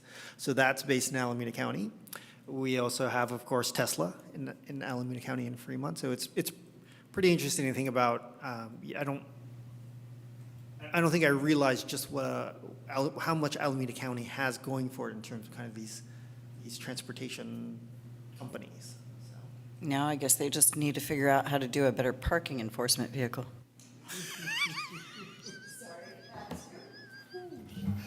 Or a bus that can go 0 to 60 in 1.8 seconds.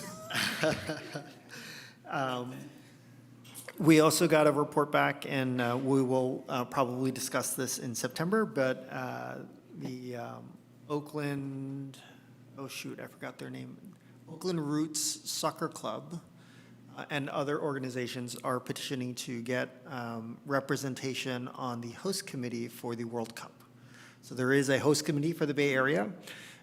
Currently, the East Bay is not represented, so they are trying to fix that. So I'll be back with a report probably in September. Let me see. Yes, that was it for that meeting. So, and that's all I have to report back on. Let's see. We'll move on to future agenda items. Is there any public comment on meetings? No one in the audience? Anyone online? No one online. Okay. Future agenda items. Any public comment on future agenda items? Anyone online? No one online. Any council members that would like to bring something for a future agenda item? Not burning, but on the theme of not letting things just dissipate. When the council passed the mandatory wood frame target story, I think it was called technically, but soft story, retrofit ordinance, there was a matter that came up in terms of those buildings that have a soft story that actually have a residence in them. There were provisions for basically making the tenant whole to go somewhere else, but to have another dwelling while the retrofit was going on. But the rental providers brought up, but if they won't leave, then we need to have some authority to actually make them leave. Now, those buildings were to be retrofit a few years out. They were tiers 3 and 4, with each tier being 1 year. But it's something I don't want to lose sight of, and so I'm interested in having that adjustment to that ordinance come back and be made, so that in whatever fashion makes sense, that issue can be addressed. Well, and I don't know if we could wrap that into it, but also I know that I mentioned looking towards the grant program to help assist the property providers, much like the grant that was done in Berkeley, to have that wrapped in with that, possibly.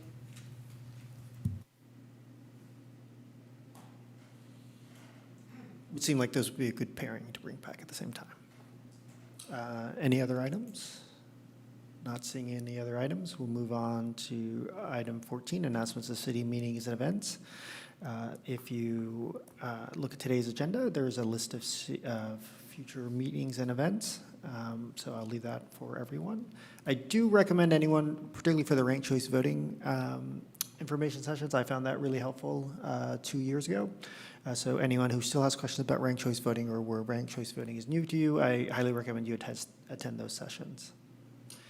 And with that, we will adjourn tonight's meeting. Thank you all who took part in today's meeting. If you or a loved one has experienced thoughts of suicide, a mental health or substance use crisis, or any kind of emotional distress, call or text 988 to speak to a trained crisis specialist. Thank you, everyone.